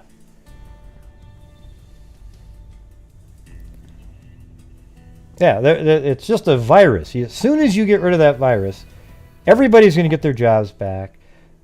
New restaurants will open up in the same spots. I think it's a tragedy that any restaurants went out of business, because all it should have been was a freeze on rent and every single thing that any restaurant owner owned, because you were forcing them to shut down. They shouldn't have owed any rent to anybody during that time. And the company that they owed the rent to didn't owe any money to whoever they owed money to. You just freeze everything. Instead, they made it so you had to owe something, and then you just go boom, and you collapse out of business. It's stupid. Yeah, my Nona plan would have worked. Oh, of course, I just said that. Right, of course. As soon as he gets in the office, hopefully there's still shit going on, believe it or not. So, I mean, I don't think Trump has a good chance of staying in there, but there is a possibility because these hearings that have been going on have actually made some difference to people. I don't know about the one today. The people in Michigan just seem the people that were listening were just idiots, total dipshits. It was really strange. You're listening to this stuff that's just horrendous. The Republicans had to wear these big, bright yellow, like armbands, much similar, like the Scarlet Letter almost, or similar to the Star David. It's ridiculous because they were treated. They would get kicked out of the. It was incredible. They were kicked out of the observation rooms because maybe their mask was slightly. They go, hey, Corona, but the Democrat was able to sit at the table with the person doing the ballots, and the Republican had to stand back. And as soon as one would get kicked out, they would all cheer for it. Yeah. I mean, I just find that kind of stuff disgusting. Okay, that was going on in this election. God, absolutely insane. It's embarrassing, Well, it's a coup the other way around. The coup was to take out Trump. Because Trump didn't do a damn thing. I mean, he deserved another chance. Even if you didn't like him, he absolutely kicked ass in office, got a lot of shit done, and he didn't deserve it. He didn't deserve not to get his 8 years. Okay? So, if it does get reversed, it was just the way it should have been. But the odds of that are really low, just given the mechanisms and,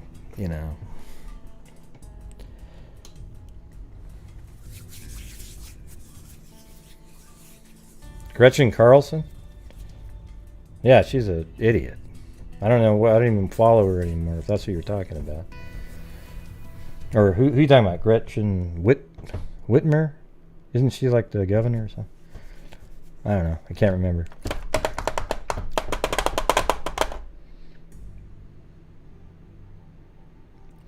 Yeah, and here's what's crazy, Rebecca, and is that all these trucks, everybody out there is saying this is what happened. They told everybody to leave at all these different places that one night. Told everybody to leave, and then they covered the windows with like cardboard, and then these trucks pulled up with pallets full of ballots. I mean, why would you need to put cardboard on the windows? What's going on there?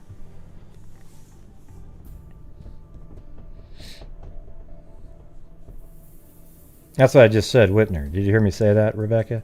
Like 3 times? Yeah. All right, everybody. I'm going to get out of here. I'm going to go watch some shit. But I appreciate everybody coming on here. Awesome.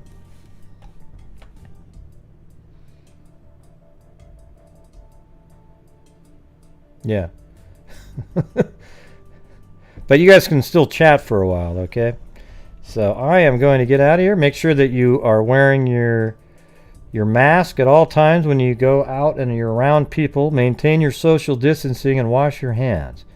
When people tell you that the virus is a hoax, never take them seriously ever again, okay? Because I guarantee you could ask people like Jay Case and any of the nurses, the dozens of awesome nurses that we have on this channel, and it's definitely not fake, okay? All right. So thank you guys very much. And, as I always say, until next time, be safe out there. Yeah, I've been doing this true crime thing for quite a while now. And during this whole time, I have not seen one person that is a crime dissector. inspector. I'm a certified human lie detector. Gonna get you on a stretcher if you try and play me like an old projector. Crime sector is my nectar. Professor Regal's gonna give another lecture. Crime collector, freak connector, and I'm always gonna be a pup protector. Fool deflector, interceptor, and I mean an inspector with a vector on his pector. With all respect, y'all, just remember I've a temple fucking checked ya. I have no agenda, I'm no pretender, and I'll serve it to you straight without the blender. And in the end, I'm gonna send ya on a mission to reveal the true offender.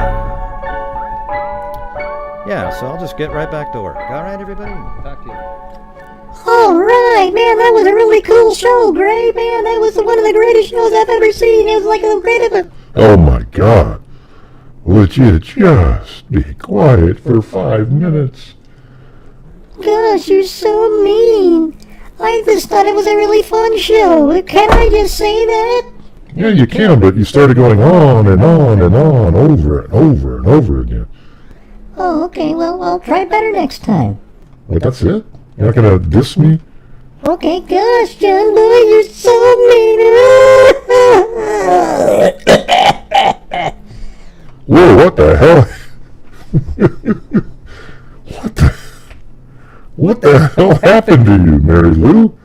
Your voice was horrible. Oh, gosh, I'm sorry. Let me try it again. You're so mean. Okay, that was a little bit better. All right, everybody. Thank you, Mary Lou. Good night. Good night, John boy. Gee. What a maroon. Wow. You know, I think both of those should go get some psychological help of some sort, you know? Like, literally get themselves checked out. I think that would be in order at this point.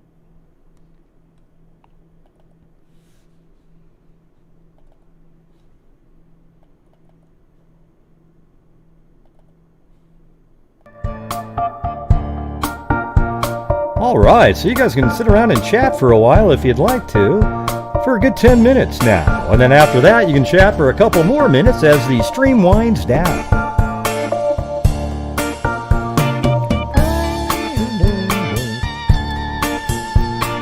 Crime dissector, never check the body when I detect it. Gonna get ya on a stretcher. If you try and turn it like an old projector, crime dissector, click the next minute. Wow.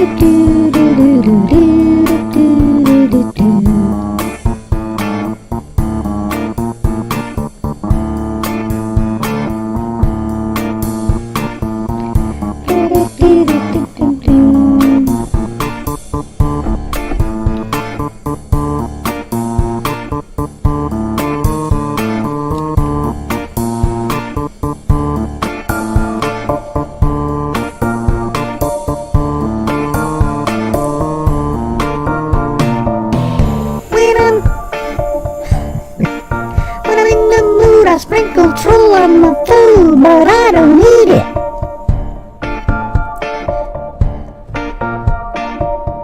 I chew it up and spit it out and repeat it. It's not a treat. Trollers beat. Just one of my ways that I defeat it.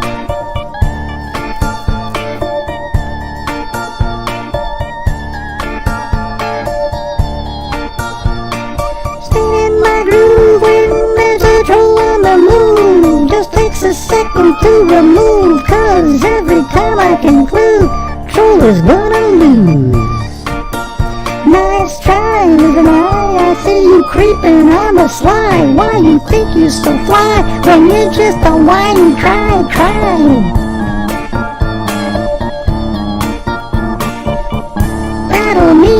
You're gonna fly, gonna send you out to mollify. Time to say bye.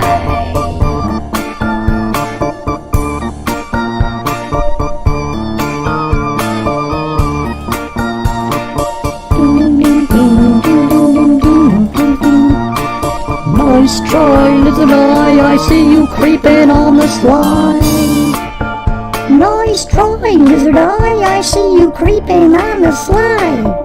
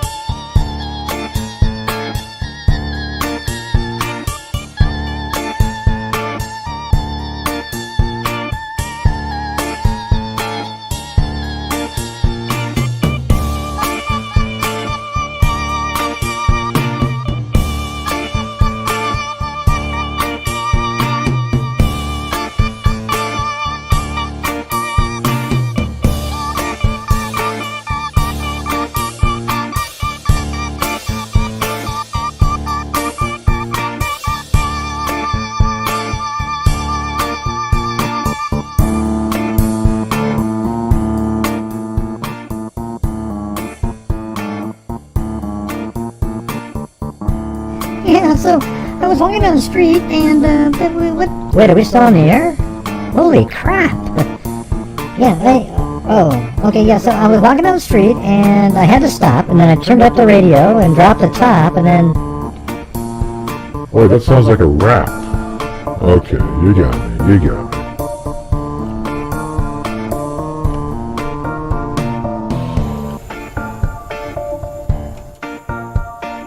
Yeah, wow. Yeah, they were still here, okay? All right, everybody, be safe out there.